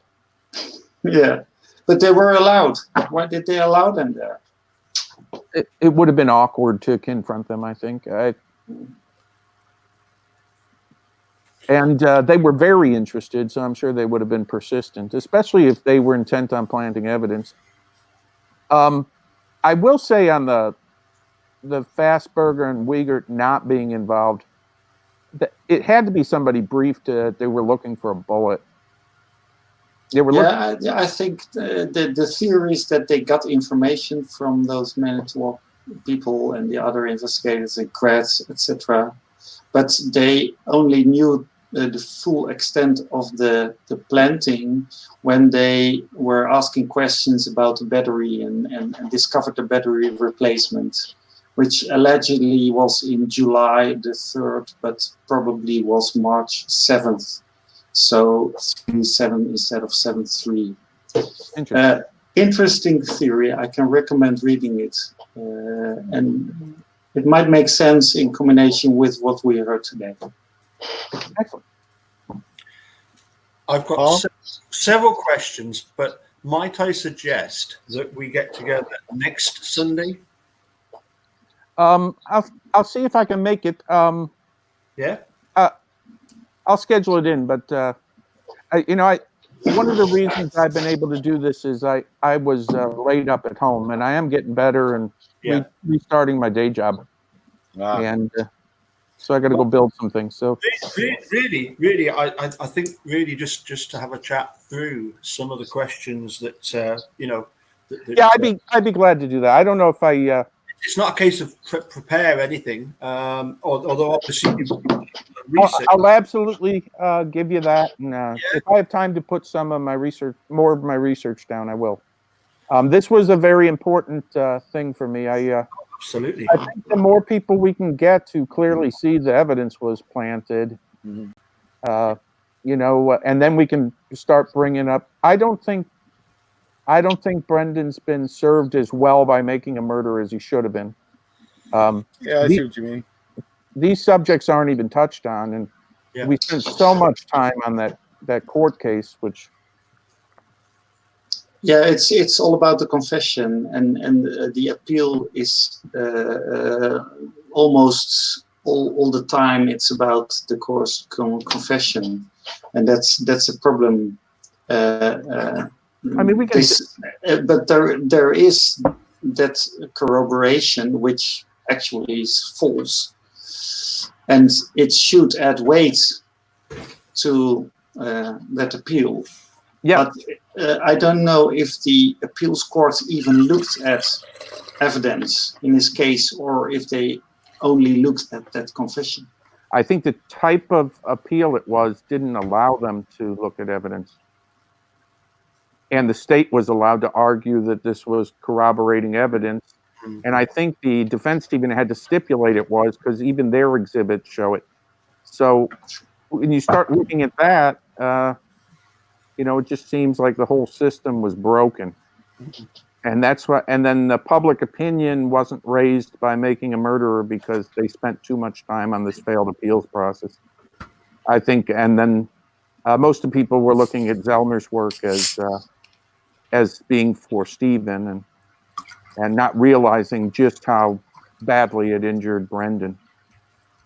Or helped, right?